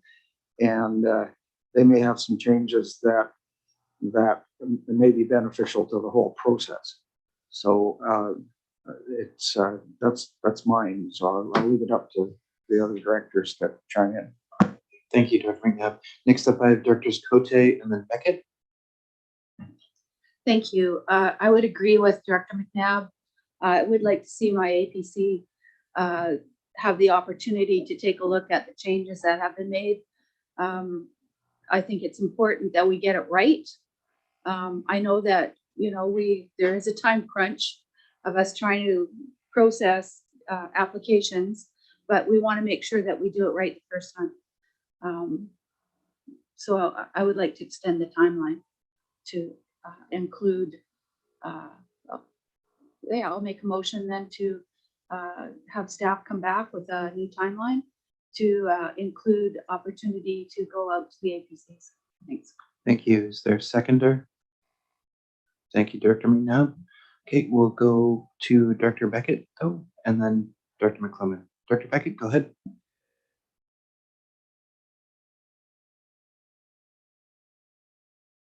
Dr. Beckett, you're muted. You're gonna have to restart. Sorry. Go ahead. Thank you. I was saying what a wonderful job you're doing, Chair. I will continue with that and also pass a compliment on to staff with respect to Bamfield. You really have been very patient and done a tremendous job in securing feedback from our community in various ways. But speaking to Director Cote's motion and Director McNabb's comments, I would concur that unfortunately, I think we do have to go back in some form. And I'll use the example of Bamfield, where we heard very clearly during the virtual presentation the concerns for docks, the lack of dock space that we have, restrictions that could be coming with respect to the docks. And I think the community wondering why, is the regional government getting involved with docks when we have other jurisdictions that look after this. So I think that again, ACRD staff have been very receptive in taking this input and helping to tweak a lot of the proposed bylaw over the last almost year. But with respect to our virtual meeting, I think it is important that we come back and say, hey, based on that and the two other workshops or sessions that we had, here are the additional changes that we're making. And I won't go on anymore, but Bamfield, for example, really is concerned about a number of things, but especially what I heard was the docking situation. Thank you, Director McClellan. Yeah, I just attended one of the, as John calls them, soirees. Wasn't sure that quite qualified there, but it was kind of interesting. And on the boards, the staff were very good and put around. It was quite obvious that there's been 3 or 4 steps already, and this step now is getting one of the final inputs. And it was also quite obvious from the people that I talked to me and I talked to that they weren't quite understanding why certain things were going to happen. So I don't know if going back to the advisory planning is the best way, but somehow it has to. We've got to get the buy-in from the population, and the circumstances of every individual is different, and they all want their own. But somehow it's got to be done, and maybe the APC is the answer. The concern I have, though, and the question I have to staff is, if we do that, you say that all these applications have to wait. Is that because it's changing, the rules changing, and you don't want to do it twice, or is there another reason? If I can, we make amendments to the zoning bylaw, and as we're bringing in the new zoning bylaw, we can't make amendments to the old one, and because the new one isn't adopted yet, we can't make amendments to that. So there's that 3-month 4-month period, where it's just based on the legislation, we can't effectively rezone the property. Director Roberts, go ahead. Yeah, through the chair, thank you. Yeah, my concern again is, and I'm taking the words out of Director Beckett's mouth, but my concern is we appear to be overlapping with federal facilities and docking and moorage and that sort of thing. And I'm wondering, these are just policies or guidelines, or, when we start breaching or getting into federal properties, are we going to have a conflict? So this is specifically around regulating the size of docks and wharfs. And so that was something where we had members of the Sprout Lake community came to the board and asked that the board include specific dock regulations to maintain a reasonable size dock. And the board, part of the direction to staff was to do that and to bring those into the zoning bylaw, and which we've done. And we've heard feedback from people in support and opposed to the regulating of docks. I think there is sort of, from a staff perspective, we have some areas where the docks are very large. They are over private. The bed of the lake is private managed forest. It is not regulated by the province in the same way that other areas are. And just wanting to have a standardized dock size throughout the regional district. So that's why it was brought in, and it was actually something that the community asked us to investigate and look at. If I may, yeah, it's fine. Lakes perhaps, but I see coastal riparian areas and when you talk about ocean frontage and that sort of thing, is that not a federal fisheries issue? No, I mean, it's still an issue where local governments can regulate use and size. The leases of docks are through the province, and the province has regulations on sizes of docks based on what you're doing and what type of application you may or may not need to have. So it is like a lot of areas. There is some local government jurisdiction, there's some provincial jurisdiction, and then there's some federal jurisdiction. So when it gets into navigation or fish habitat, there is overlap. So thank you for that. Director Cote, please go ahead. Thank you. So I'd just like to say that lakes, the province has regulations that people are not adhering to. So they're already in place. And I believe that what the staff have proposed in our zoning bylaw is bigger than what the provincial standard is. And I think that you should still take that into consideration when building docks. This did come from concerned members of my community regarding docks that were getting bigger and bigger and bigger, and they're sticking out farther into the lake, navigational hazards, and bigger is not always better, and it's not very good for the environment. Thanks. Thank you for that. So I do have a question here. I'm wondering, with the staff concerns about the timeline being moved out or getting larger, is this something where this may affect applications in regards to not just the work that's being done, but the upcoming elections? Like, if that's the case, then I guess the concern there is, would an election period actually have an impact on zoning as well? And could those knock on together? When you say months, I don't know how many months you're talking about, and so on and so forth. And so I know Alex is there. If you feel free to pop in, but I think the timeline anticipated bringing the zoning bylaw to the board for adoption at the end of the summer. And again, as staff, we will follow the direction of the board. I just want you to be, making want to understand the staff rationale and the decisions. And yes, Chair, this pushes it into the fall, and that gets into election time. So again, a zoning bylaw and zoning amendments are something that the board can do right up until, a board always has that ability to adopt a new zoning bylaw or make amendments. But just to be aware of that timeline does push it into the fall. So not that I get a vote in this, but I do think that I myself have gotten emails and messages regarding what's going on with zoning bylaw updates. And I do think that there may need to be some further engagement with the citizens of each of these places.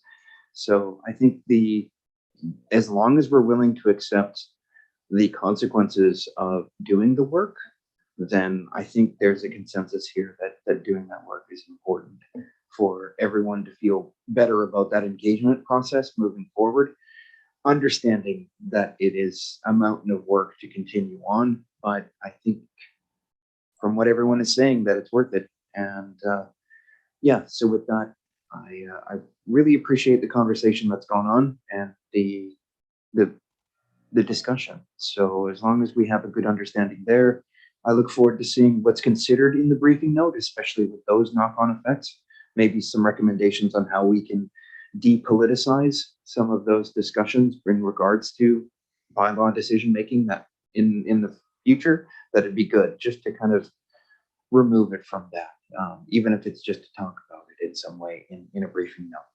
So with that, unless there are any further comments, I think we'll just move to a vote. So this is Tofino and the electoral directors, but I think Tom is gone, so the DA directors. That being said, all those in favor? All opposed? Okay, motion carried. Thank you. So if I may, Mr. Chair, so what we will do as staff is for the next board meeting, bring back a revised timeline. And I certainly would recommend that we proceed with the OCP amendments unless there's concerns about any of the specific changes in there, because that is part of the process we have to follow through to proceed with the zoning bylaw. Yeah, duly noted and truly noted as well. So I think that's something that we can move into right away unless there are any further comments. Seeing none. That brings us to item 9.2. Actually, wait a minute. I would like to call a 5-minute break because I really need to use the washroom, and I think it's been 2 hours so far. So if we can come back in 5 minutes, that would be appreciated. Okay, thank you. Thank you for your patience, everyone. I just didn't think that I'd be able to make it through the next section here. So with that, we'll start up. I think we have everyone back. I think, oh, there's Alex. I think we have a quorum with everyone here though, so I think we're okay. And Bob's here. First up is the Banfield Official Community Plan Amendment Bylaws. So yeah, let's power through this maybe. Alex, please go ahead. Thank you, Mr. Chair. And I do appreciate the discussion we had on the timeline, and we look forward to bringing back an adjusted timeline for the board's consideration. But as Mike said, I think it is prudent to look at these OCP amendment bylaws and begin that process, as it is an integral part of the project. So as Chair Jack noted, this is the Banfield Official Community Plan Amendment Bylaw is the first one we have presented for you. As noted earlier, the amendments are primarily intended to align policies with the draft zoning bylaw and to standardize wording and policies across the region where appropriate. Area-specific amendments proposed to be included in Banfield include additional policies relating to the construction of docks and moorage facilities, as we've discussed, and extending the coastal riparian development permit area to 30 meters along the Banfield and Grappler inlets. At this point, staff recommend that the bylaw be read a first time and that a public hearing be delegated to consider the bylaw. Thank you. Thank you. So just in the interest of time, what I'd like to do is there are 2 motions for each of the OCP amendments. I will not ask for comments, but if you do have a comment or question, just please interrupt and we'll try to power through these. I don't expect anyone to have too much of difficulty, but we'll assume silence is acquiescence for the next little bit, if that's okay. Director Cote? Thank you. I have a question about the, because there is two motions. I would say that we just need to read them, the bylaw, OCP bylaw amendment to be read a first time, but I think there may be difficulty going to public hearing because once public hearing happens, then we can't take any new information. So maybe staff could comment. Good I'll point. take Thank this you. one, Go if you'd ahead. like, Alex. So the OCP amendments are tied to the zoning bylaw, but they're independent bylaws. And so there isn't any risk in talking about a zoning bylaw that's separate, as opposed to the OCP amendments. And it actually makes sense to start doing the public hearings for the OCP amendments, because there's 6 of them to do, and then adopting, giving them second, third reading and adopting them. Even if we are just starting, say, first reading of that zoning bylaw, that procedurally makes sense. And staff recommend that we proceed with these 6 OCP amendments at this time. Now this would it does mean that we wouldn't be taking these amendments back to the APCs, but we have had quite a bit of discussion about them, and they are just amendments to align the OCP with the zoning bylaw, which is required by legislation, with the exception of expanding development permits along Sprout Lake and some in some coastal areas. All right, thanks, Mike. I think that's well understood by what just happened there? I think that's well understood by the directors, and that there's a separation. I think a lot of the APC conversation, engagement conversation, is on the zoning bylaw, not necessarily on the OCP bylaws. So I think we're okay. So let's move through, and remember, if you have any comments or questions, please interrupt with just using your voice. But I do see Director McClellan. Please go ahead. Just a question. The OCP and the bylaws, the zoning bylaws should be fairly well in tune with each other. Now, are we doing something? I happen to agree with the concept of going through with the OCPs now, but are we doing anything that's going to cause us confusion? Say if we change something in the zoning bylaw after going back to the ACPs, et cetera, or APCs. I never had one of them back then, to get that straight. So I'm just curious, is that going to cause us some kind of grief? Or can all this be done together and then put the OCP with the So proceeding with the OCPs would not cause any problems with any changes or tweaks that we anticipate. And the feedback we've heard at the open houses and with the directors, that's something that doesn't require any OCP amendments. So I think we're fine with doing that. All right. For those of you at home, OCP is official community plan, and APC is advisory planning committee. All right. But it was a good reminder. Thanks, Director McCollum. All right. With that, if we could move on. That's 9.2A. It's the Banfield official community plan amendment bylaw. So, do we want to go just right to you, Bob? Please go ahead. I would move that bylaw P1445 Banfield official community plan amendment bylaw be read a first time. Thank you, Director Beckett. Do we have a seconder? Thank you, Director Roberts. All those in favor? All opposed? Okay, motion carried. I would further move that the public hearing for bylaw P1445 be delegated to the director for electoral area A, the alternate director, or the chairperson of the regional district. Thank you. Seconded by Director Roberts. Comments? Seeing none. All those in favor? Okay, motion carried. Thank you. That brings us to item B, Beaufort. Dr. Shannon, would you like someone else to read this out for you? Sure. Okay, Dr. Roberts, would you mind? It's going to cost you. Oh, go ahead. Go ahead. Yeah. Thanks. I just had a question for staff. Bear with me. On the revised flood construction levels in Beaufort, that's for along the Stamp. And I'm assuming that's for the more north end properties. And from what I could tell from the maps, it's not a huge difference, correct?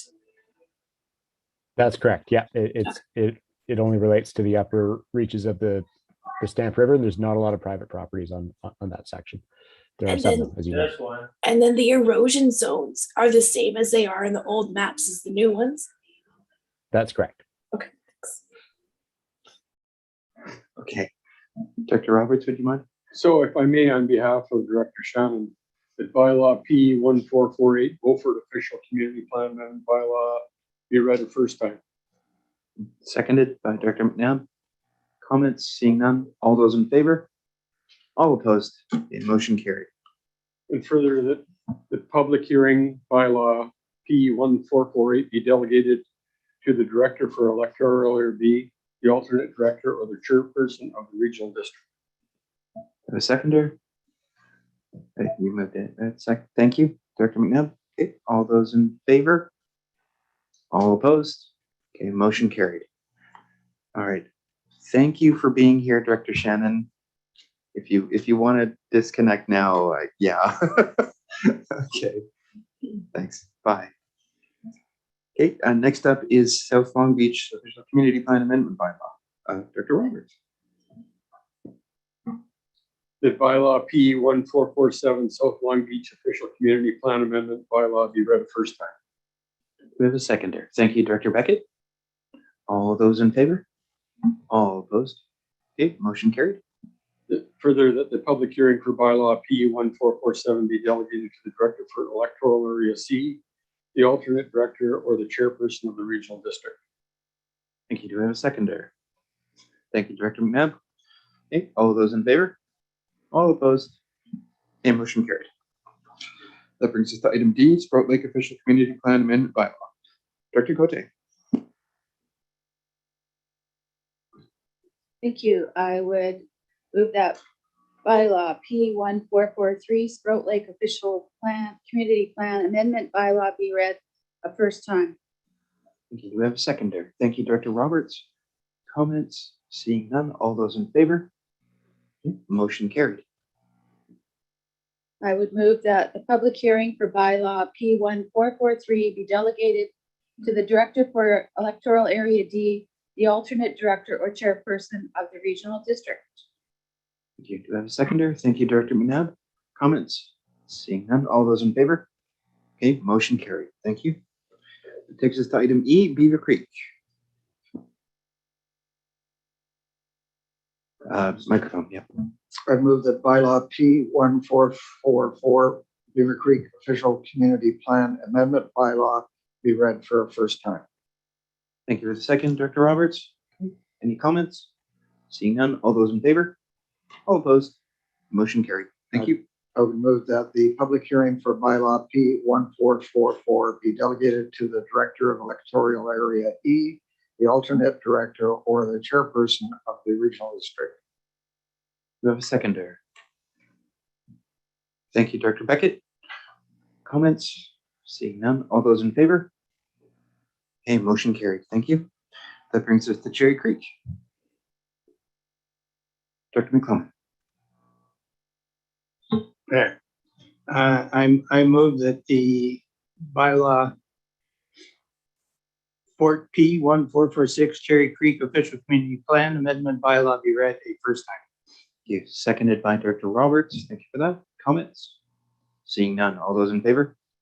All opposed? Okay, motion carried. That the public hearing for bylaw P 1446 be delegated to the director for electoral area F, the alternate director, or the chairperson of the regional district. Thank you. To a seconder. Thank you, Director McNabb. Comments? Seeing none. All those in favor? All opposed? Okay, motion carried. Now that brings us to item G. And this is, regular zoning items. So please go ahead, Alex. Thank you, Mr. Chair. So this next item we have for you is a public hearing for bylaws P 1436 and P 1437, which was held on March 28th, relating to the Sprout Lake Landing property at 10695 Sprout Lake, 10695 Lakeshore Road in the Sprout Lake area. The public hearing report and minutes are presented for the board's consideration. Just a little bit of background on this one. The applicants intend to rezone a 4.3 acre portion of the property from rural A2 district to tourist commercial C6 district in order to accommodate up to 15 cottage style accommodation units as an extension of the existing commercial hotel, restaurant, and retail store uses at the site. The applicants had originally applied for up to 20 units. So a number of public comments were received at the public hearing, in addition to letters of correspondence from the public received ahead of the hearing. The comments received expressed general opposition to the rezoning application, and the correspondence and public comments are summarized in the report for you and then included within the minutes for your review. Following the public hearing and in consideration of the comments received, the applicants actually revised their original rezoning application to reduce their proposed number of cottages from 20 to 15 units, as I mentioned. In planning staff's opinion, the revised application to reduce the number of units addresses some of the concerns raised at the public hearing. And, just want to highlight that the reduction in the number of units represents a site density of about 3.5 units per acre in that portion of the property, and that the expansion of commercial uses in the West Bay and Spirit Lake Landing area is actually supported in the Spirit Lake OCP. So at this point, staff have presented a recommendation for the board to receive the public hearing minutes and report, and to proceed with second and third readings of the bylaws, as well as passing an additional resolution to require that the applicant agree to a covenant to limit the number of units to 15 cottages. And we're happy to answer any questions. Thank you. Thank you. Any comments or questions for Director Cote? Thank you. So at this time, I would make motion that the Board of Directors receive the public hearing report. Thank you. Do I have a seconder? Thank you, Director McNabb. Okay, comments? Seeing none. All those in favor? All opposed? And motion carried. I would also move that the Board of Directors receive the public hearing minutes. Thank you, Director McNabb. Comments? Seeing none. All those in favor? Okay, motion carried. Go ahead. Thank you. At this time, with review of the public hearing report and minutes, there is a lot of questions from the community regarding the density of increasing up to 60 now. It was up to 80 people in this small area. Access off of Lakeshore Road, which comes a road right off of the highway and directly across a bridge and a blind corner where the access to this property would be. So there's a question around the access. There's a water course on either side of this piece of property that was in question of this proposed development. Big concerns around that. The concerns about changing the character of the community. The hotel that's there now has 9 rentable units. If there's 2 people in each one of those, that's 18 people. There's a large density of people that could stop at their little cafe that they have. The hotel at the moment, for the past year or so, has been a privately joined group where you would have to buy a membership to be able to use the facility, which is wonderful. It's a great addition to our community, but not openly acceptable for anyone to walk in and use the facility. Now they've gated off. You can't go into the parking lot or have access. I'm not sure what they're doing for access from the water to get to their cafe anymore, but they seem to be privatizing. So at this time, I won't go any further. I am asking staff how I should propose this. I'm wanting to deny this application. Mike, go ahead. So if the board is wanting to deny an application, it's defeat the next the bylaw.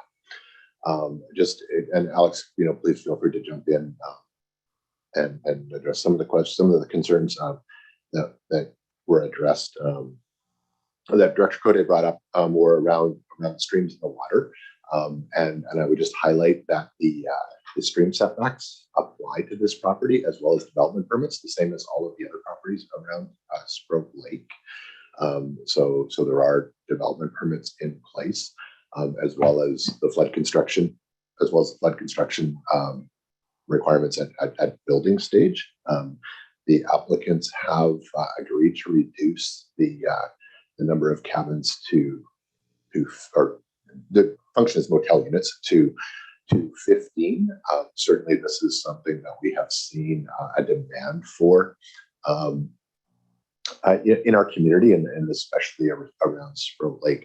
I would also like to highlight,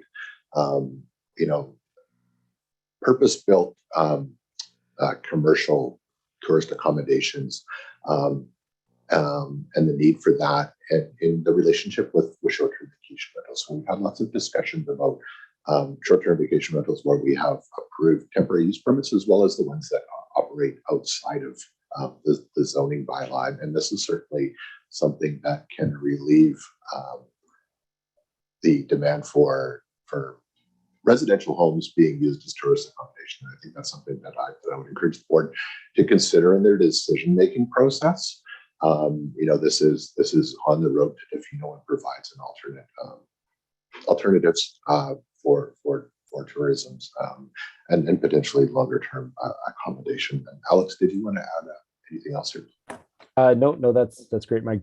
Just on the process side, as Mike had said, if the board is considering denying the application, the motions to defeat the application are listed on page 189 of the staff report. And I also want to highlight an additional opportunity that the board might be interested in deferring a decision on the bylaws and allowing staff to engage with the applicants on whether there's any additional amendments to their application or any additional information that they would be willing to provide to move this application forward if they wish to. Of course, that risks holding a second hearing a second public hearing to consider new information, which is fine. I mean, that's something that we can do if the board wishes to do so. I just wanted to highlight that the options are to either defeat the bylaws or to defer a decision on them.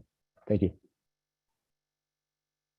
And just one other thing, if the property owner applicant agrees to a reduction of density, that does not trigger another public hearing. That is something that can happen after a public hearing.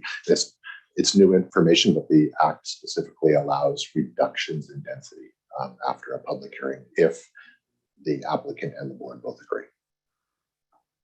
Thanks, Director McNabb, and then back to Director Cote. Microphone.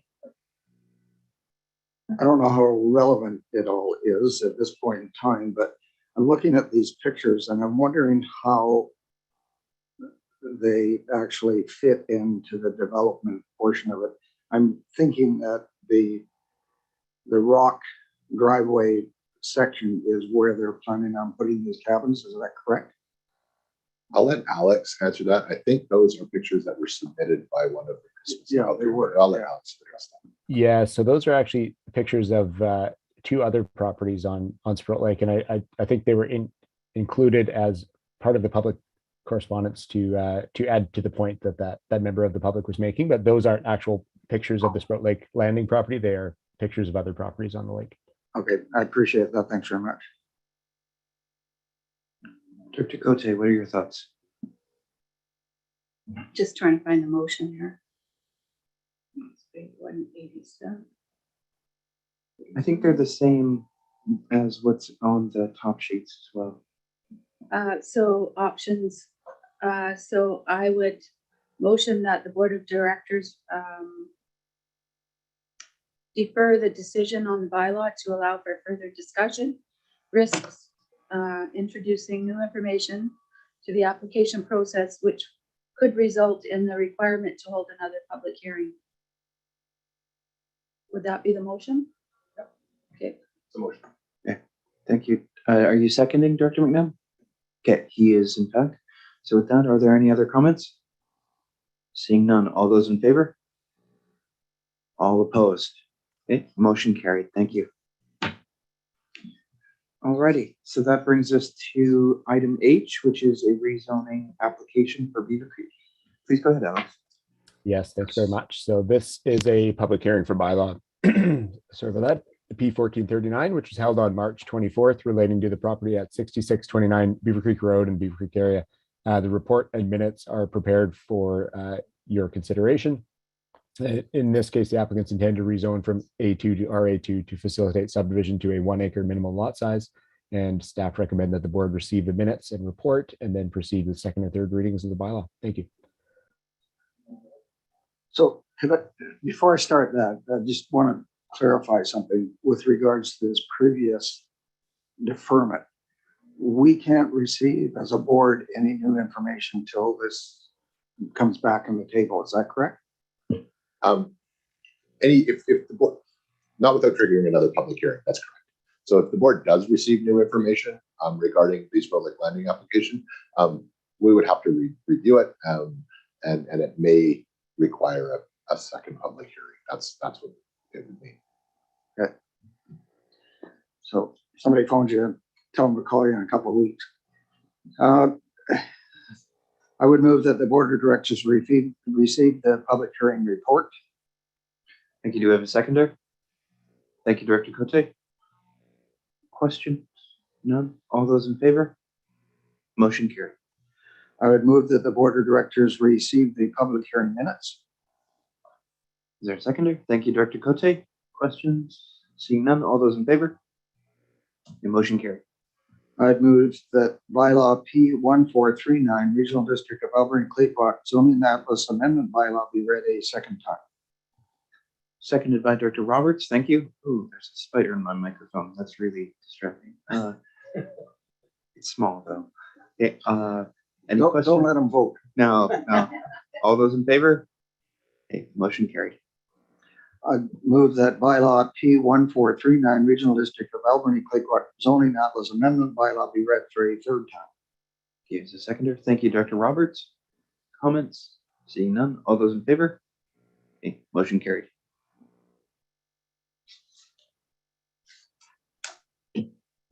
All right, next up is item I. Director McClellan, did you want to get right to it or hear from Alex?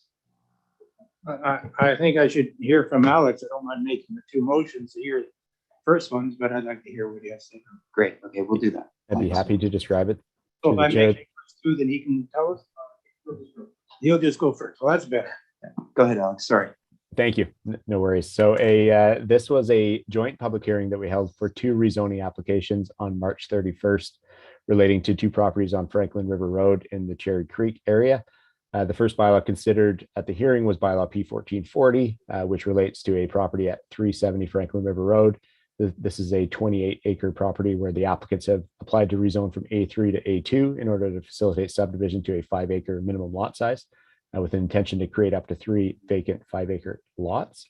And the second bylaw considered at the hearing was bylaw P1441, which relates to an adjacent property described as the remainder of District Lot 273. This property is a 38-acre vacant parcel that's split by Franklin River Road down the middle.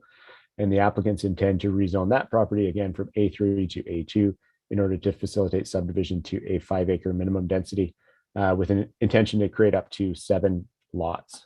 So the public hearing report and minutes are presented for your consideration. Again, staff recommendation is that the board receive the minutes and report and proceed with second and third readings of bylaw P1440, which relates to rezoning application RF 21014, which is item I, and then also proceed with second and third readings of bylaw P1441 relating to rezoning application RF 21015, which is the next item on the agenda. Happy to answer any questions. Thank you. Thanks. Are there any comments or questions? If not, we can probably just go right through I and. Okay. I didn't hear you talk about any negative comments at the public hearings. There were 2 members of the public that were at the hearing, but there were no negative comments received. There were no comments received at all at the hearing, and no public correspondence received ahead of the hearing. Yeah. Then I presume everyone's happy. Move that the board of directors receive the public hearing report. Thank you. Do I have a seconder? Thank you, Director Cote. Comments? Seeing none. All those in favor? Okay, motion carried. Move that the board of directors receive the public hearing minutes. Seconded by Director McNabb. Thank you. Comments? Seeing none. All those in favor? Okay, motion carried. I would move the bylaw P 1440, Region District of Alberni Clackawas zoning atlas amendment bylaw be read a second time. Seconded by Director Cote. Thank you. Comments? Seeing none. All those in favor? Motion carried. I move the bylaw P 1440, Regional District of Alberni Clakewood zoning atlas amendment bylaw be read a third time. Thank you. Seconded by Director Roberts. Comments? Seeing none. All those in favor? Okay, motion carried. And I would move the bylaw 14441, Regional District of Alberni Clakewood zoning atlas amendment bylaw be read a second time. Seconded by Director Cote. Thank you. All those in favor? Motion carried. And I would move the bylaw P 1441, Regional District of Alberni Clackawas zoning atlas amendment bylaw be read a third time. Thank you. Seconded. Thank you, Director Cote. All those in favor? Okay, motion carried. All right, that brings us to, I think, the last zoning item, item K. Please go ahead, Alex. Thank you. Yes, this is the last public hearing on the punch card for today. So this is another one that relates to the Cherry Creek area. Public hearing for bylaw P 1442 was held on March 30th, relating to a property at 6546 Cherry Creek Road. The public hearing report and minutes are presented for you. In this case, the applicants are intending to rezone the property from A1 to RA3 in order to facilitate a 2-lot subdivision with a 0.6 acre minimum lot size. In this case, there were no letters of correspondence received and no comments received at the public hearing. Staff recommend that the board receive the report and minutes and then proceed with second and third readings of the bylaw. Thank you. Director McClellan, please go ahead. Just a question, if I may. Did you say 0.68 of an acre? 0.6 of an acre is the minimum lot size in that RA3 zone. Yes. Sounds like a city lot. Okay.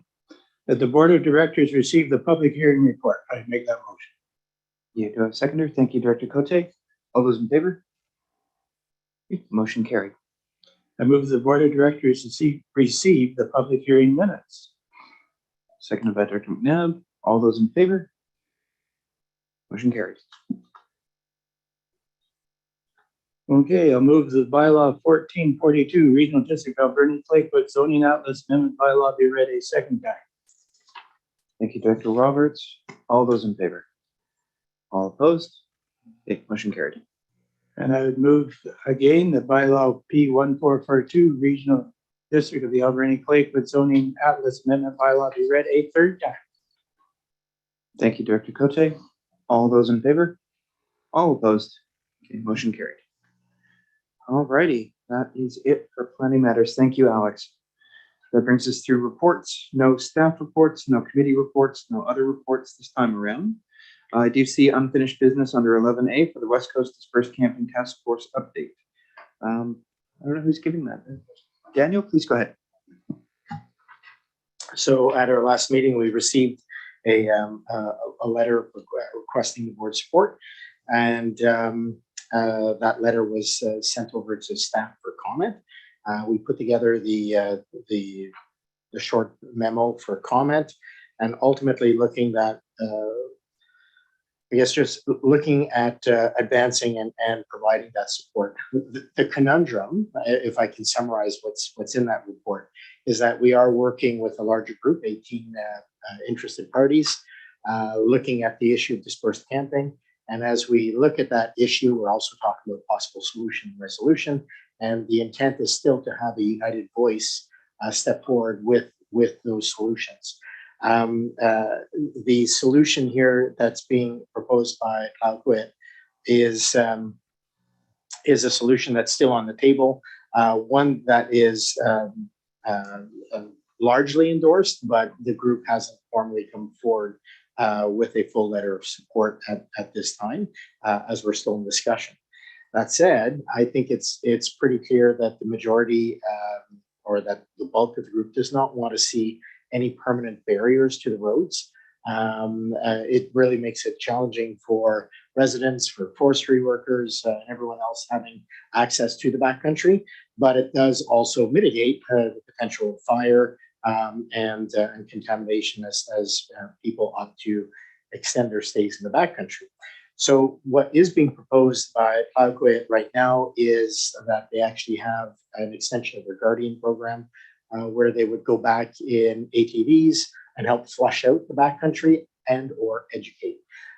So it certainly is one of the solutions. I have to say at this point, it is the most viable solution.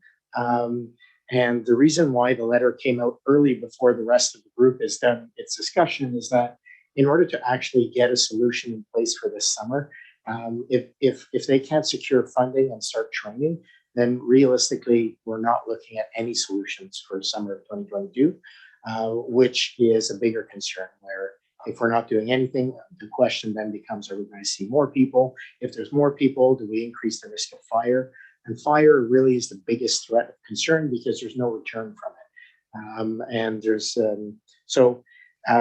what staff we're looking at in this case is supporting both, supporting this application, supporting Plowquit with their request for funding, but also endorsing the fact that we're still engaged in a process and that we expect to see a united solution later on this year. Thank you for that. Dr. Roberts? Yes, there were a number of comments that were put forward on some of the areas they were looking for. You know, if the camping spots are filled, is there any room for offering alternate sites that people could camp overnight? And we were hearing there was quite a few, and I think Dan was going to come back to us with further report on that.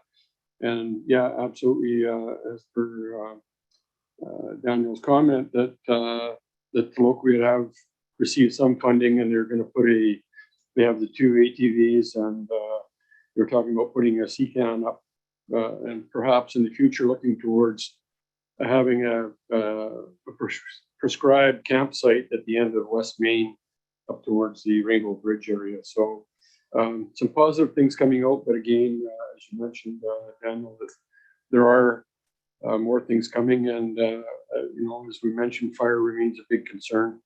One of my comments was that they were talking to Josie Osborne with regards to that, and my comment was that perhaps they could have the Guardians working as fire officers as established through the Arrington Fire Base and through the Protection Branch. So that would, as fire wardens, they'd be able to have some authority in the backcountry as well. So that would be good. But we're looking forward to hearing a final report on it. Thank you. Thank you for that. Any further comments? Dr. Cote, please go ahead. Thank you. Really happy to hear about this. And I totally support the Plowquit going forward with their proposal. I just have a question around wondering if this could be changed down the road to include other areas as needed. Sprout Lake had an encampment at Great Central Lake that was disbanded, but there are other areas as well. And I've just heard of another one just yesterday where there's people starting to gather underneath the Sprout Lake Bridge. So it's on the way to the West Coast. So other concerns? Thanks. Daniel, go ahead. That is certainly part of the discussion, not specifically Sprout Lake, but also talking about the fact that the Guardian program with Plowquit is quite unique to them. And they have expressed respectfully that other nations could step in, other parties could step in as well with similar programs. And the biggest concern was around Kennedy Lake. If we're pushing people from one side to the other, we're not really solving the problem, which is why that larger solution as a group is so important. But what we also acknowledge is that in the absence of being able to start with a program or fund one, then we really don't know the success of it. And so the desire is seeing that interlinking between the nations, local government, and the province in particular to see a program roll forward. Discussion like forestry is there, which is really important to note. The province is at the table, and so if we can in some way link in to their existing programs, we do believe that it'll probably simplify some of the answers. But but like I said, we haven't finished that element of the discussion yet. I would certainly hope that any program we have can be expanded and utilized in other areas. Thank you. I'd like to elicit some responses from maybe Directors Cole, Johnson, Wilf, if you're still on. Dr. Cole, any thoughts?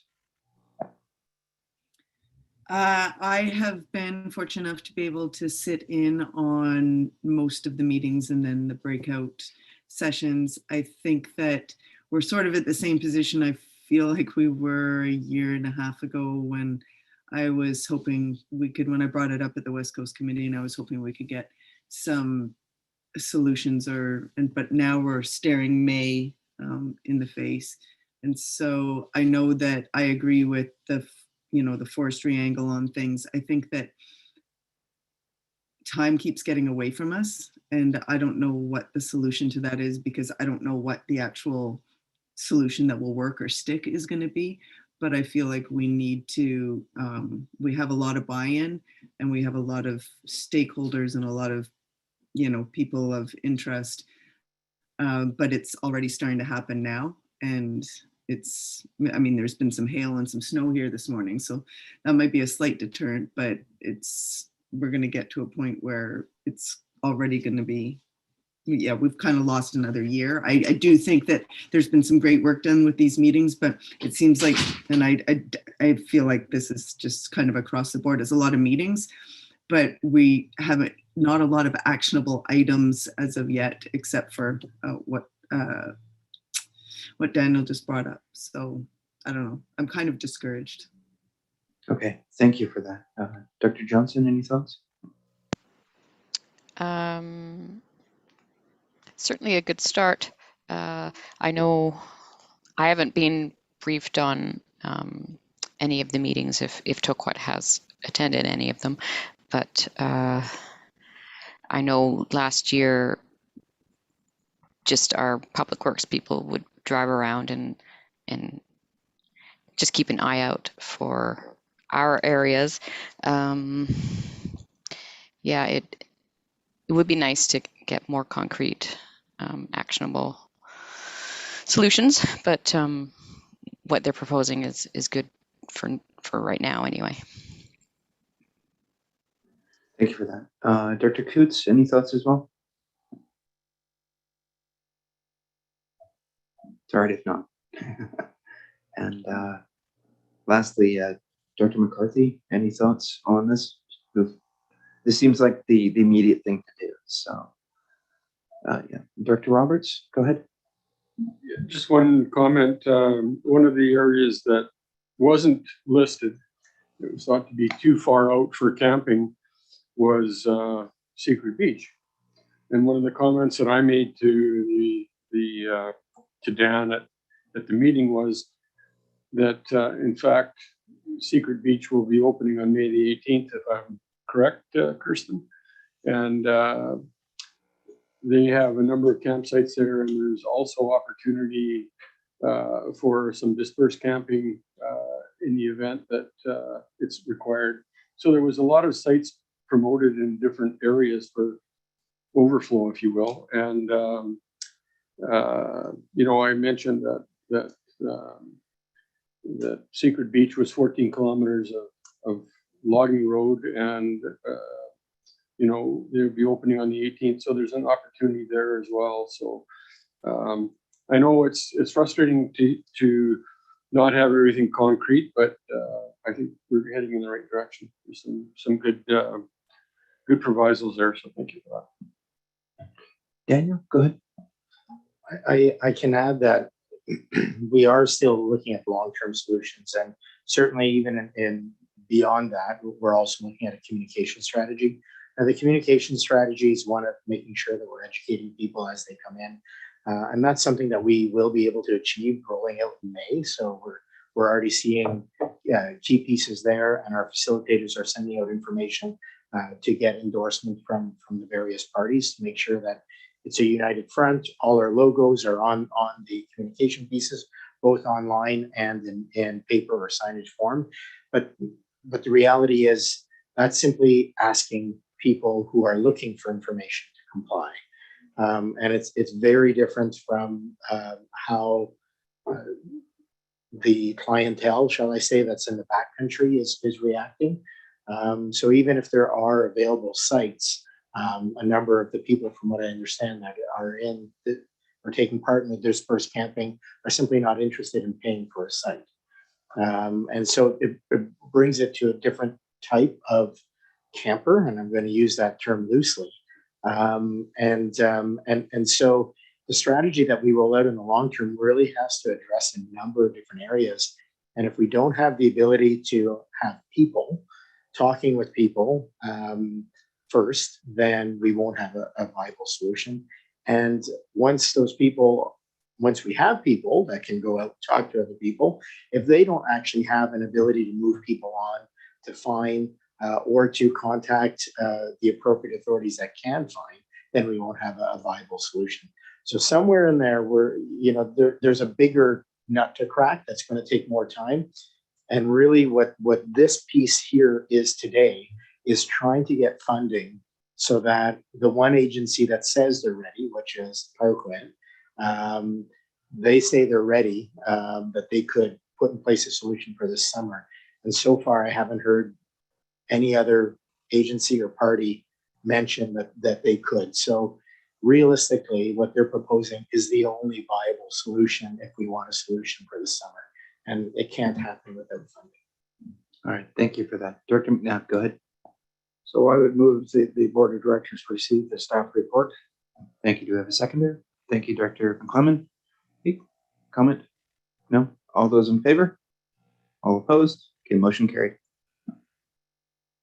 And I would move that the board of directors support the short-term request to secure funds from the province and that they endorse the ongoing process of being followed by the task force in identifying and implementing long-term solutions that are inclusive of all interested parties within the region.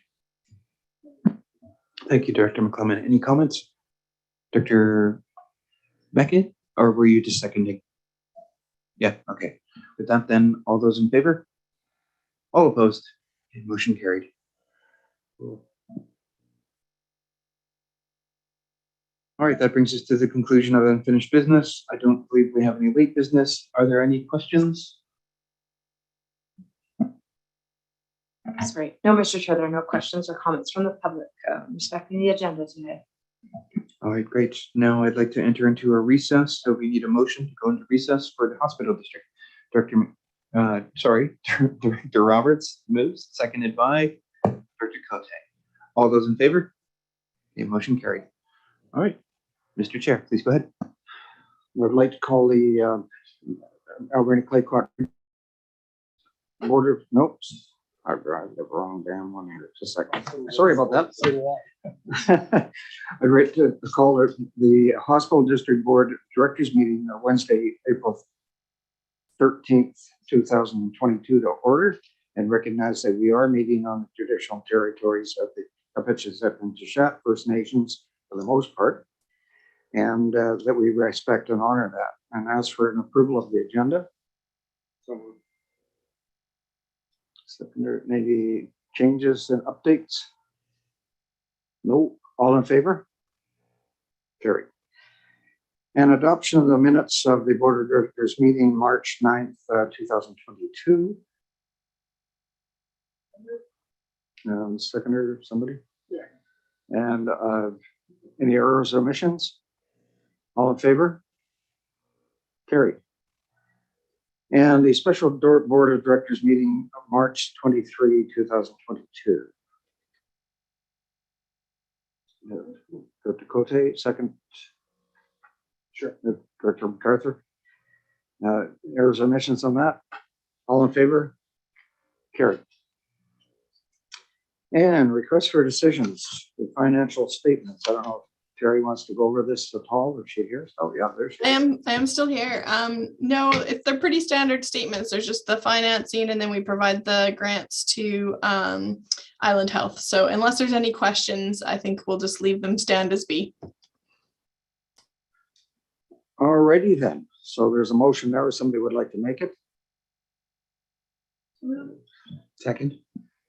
And the motion is that the Alberta Claycourt Regional District Board of Directors approve the 2021 audited financial statements for the Alberta Claycourt Regional District Hospital District as presented.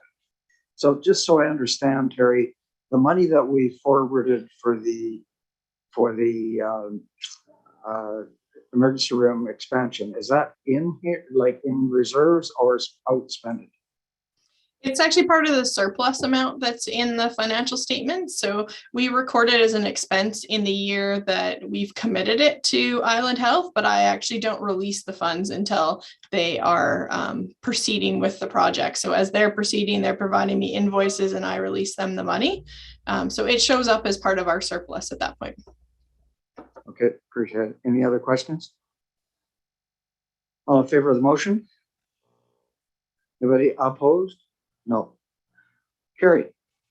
Banfield Health Center, Director Beckett, you're on stage. Thank you, Mr. Chair. Generally, everything is good. VHA has approved the second nursing position, which is from May to October, to cover off some of the busier times, especially with tourism. They had a good COVID vaccine session. There's a posting for a janitor and maintenance person. Narcan kits are available free of charge now at the clinic, and they are doing COVID testing at the clinic, although you have to be symptomatic. And that is my report, sir. Thank you. Alberta Claycourt Continuum Care Society, I think I can maybe jump in on this one a little bit for Diane. There has been two of the staff members, not hourly, but salary staff members resign. And so they've got a bit of a shuffle going on there, and Director Bodner will report the whole of it at the next meeting in camera. So that'll leave that at that. Yes. West Coast Native Health Care Society. Thank you. Meeting is next week, I think. We have, our building is going very well. The roof and the lights are on. So 40 units plus. So looking forward to the opening, I think in the fall.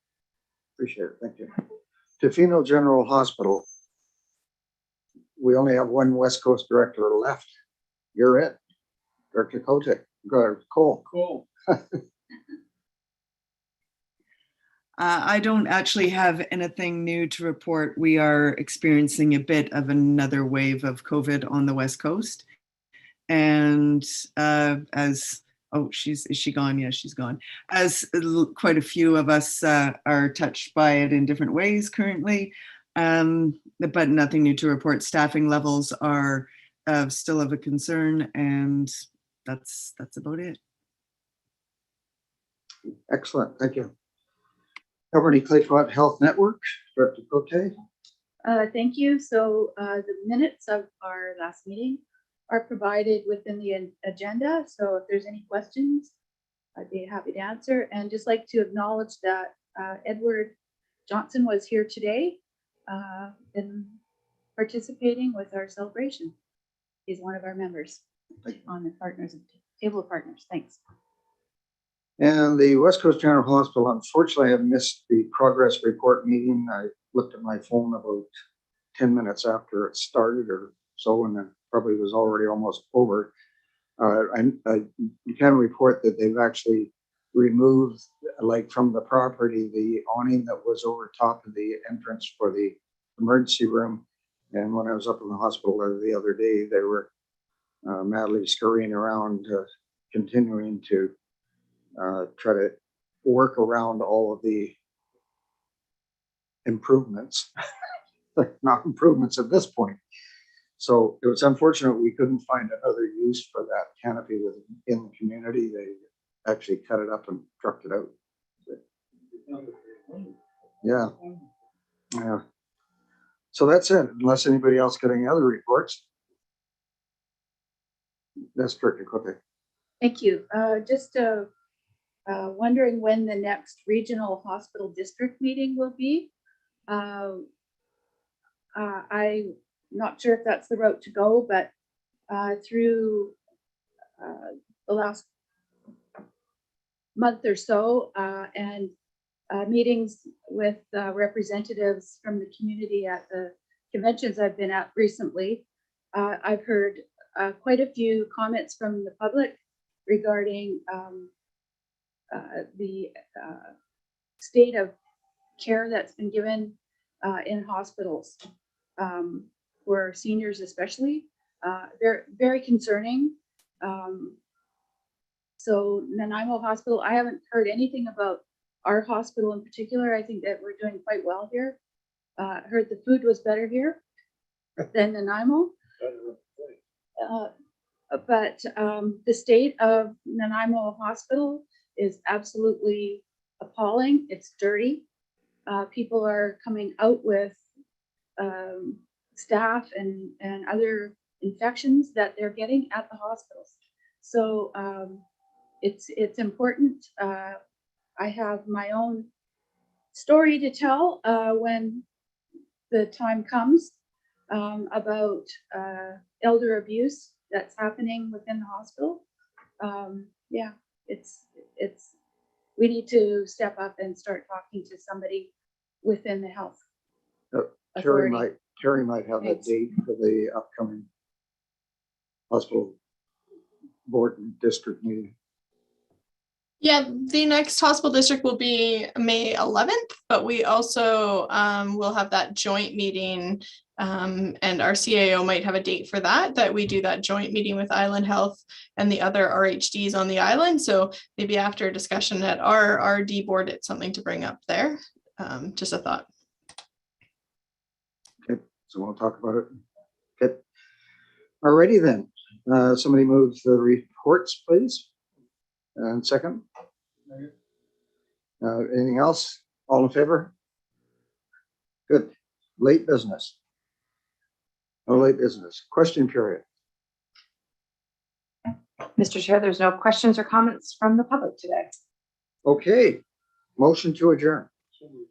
Second. All in favor? Anybody opposed?